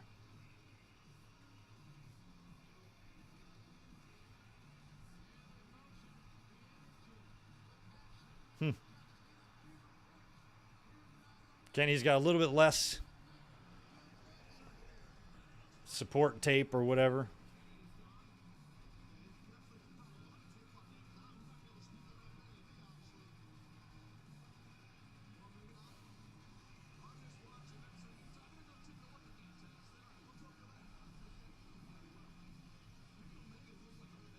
Well, what sucks is we can't get that match one-on-one at All Out, can we? Because they've got to work in the next round of the tournament, right? The winner goes to the finals of All Out. So one of those teams is going to go there.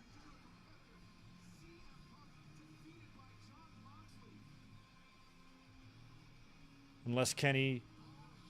No, I can't see them doing that. I'm like, you think they would, like, to prove a point with Kenny's physicality or physical condition, he works double duty?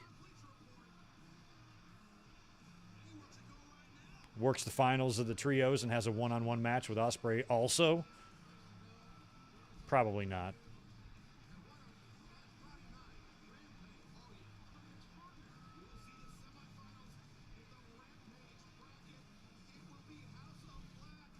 Before leaving, Greg, do you know where that smack sound comes from? From every hit or kick? Yeah, it comes from the fist or the foot hitting the face. That's the sound it makes. It's pro wrestling. How else would you do it? You can't fake that.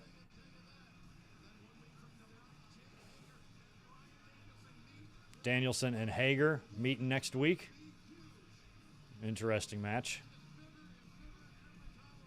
All right, so we got no MJF tonight. I thought we would get a double surprise, a double punch in the face. And then we ended with Kenny and Ospreay and not CM Punk and Jon Moxley. That's interesting. Wow. Well, that's that on AEW Dynamite. So just to reflect, it was a crazy night. They did the CM Punk Jon Moxley match, not in the main event, but they did it at the top of the second hour instead. And they announced it prior to the segment before, and we were all kind of blown away by that. And we speculated all last weekend about some of the possibilities they could do. And one of the possibilities that I mentioned twice was that if we do see Jon Moxley just straight up destroy CM Punk and take the title from him, that's going to tell us, number one, he's either out of the company and he's actually leaving because of all this backstage drama, or perhaps he's being punished.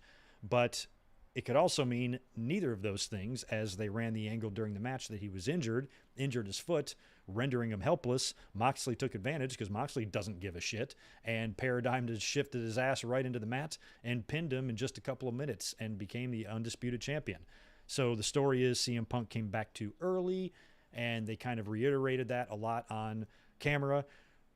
They also helped CM Punk to the back, seemingly setting up a return for him in a few weeks to come back possibly as a heel.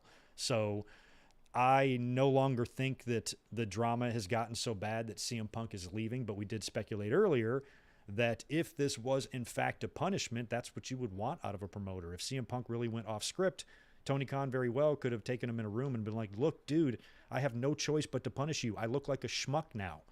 So this whole situation has caused a rift. There's turmoil now. There's tension in the locker room that we haven't had before. You were brought in to help things here, not hinder it. And I have no choice as your boss, as the owner of this company, but to punish you. I'm taking the belt off of you next week. And CM Punk probably, you would hope, was probably like, you know what? You're right. I deserve that. I feel terrible for what I did or whatever. Yes, absolutely punish me. I want to go out there and get beat by Mox, squash me, whatever. Take your belt back. I'll take some more time off, heal up my foot, come back as a heel.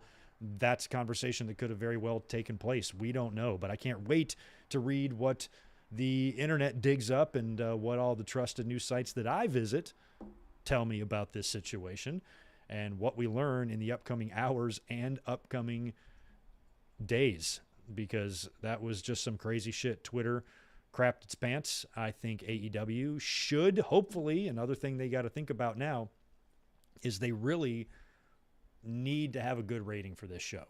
I mean, if this pulls in under 1 million, I think that's going to be kind of disappointing. They are very consistent with the ratings. They're always in that 900,000 range. But for a show like this, excuse me, with Jon Moxley and Punk doing the match in the middle of the show, you would hope that we saw a huge spike there. And the internet freaking out as well should have directed a lot of eyeballs over there as well. So hopefully they will pull in a pretty decent rating. But if they don't, that's going to be kind of a disappointment. But we'll see. We will see how this all comes out. What the story, if we even ever find out the true story of why they went in this direction, what was the reasoning for the squash. Many people in the chat, look like many people online too, during the match felt like the CM Punk injury was real, that he re-aggravated his foot. I only watched it here with you guys one time. I haven't gone back and looked at it yet. But from what I saw, and maybe I was distracted in the chat, it looked completely like a work to me. It looked like that was the story they were telling with the injured foot, because if you break your foot, you're not going to be able to win any sort of fight.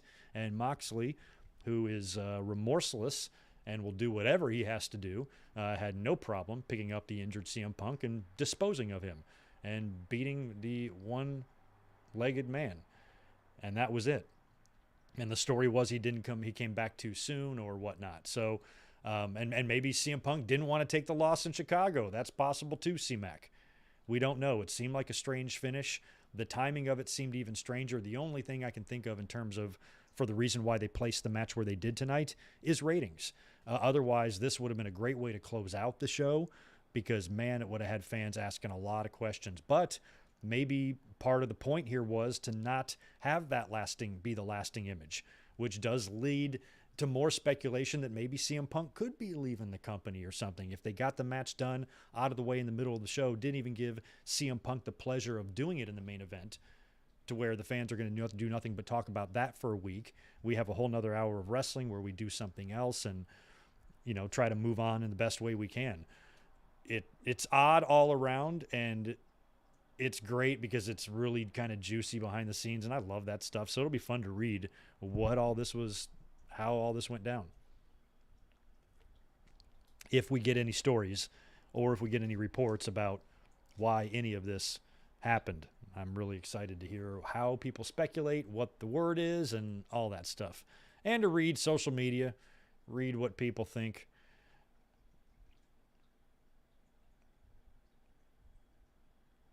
Oh, wait, there's a video here of Punk. Did he sell? Oh. Okay, so there's a replay. Except somebody fucking Bixen span set it to some music.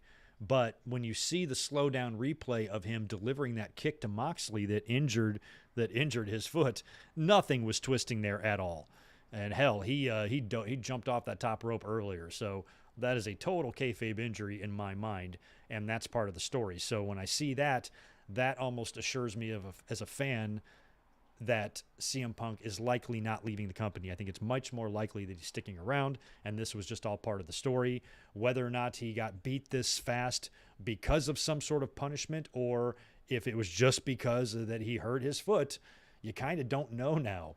Or maybe it was a compromise, or Tony Khan's like, I got to squash you. Well, at least let me injure my foot so it doesn't look too bad. Maybe it was something like that. I don't know, but I love speculating about it. Well, maybe it could be this, or maybe it could be that. One thing I'm never going to do, however, is claim that I absolutely know what's going on, because I don't.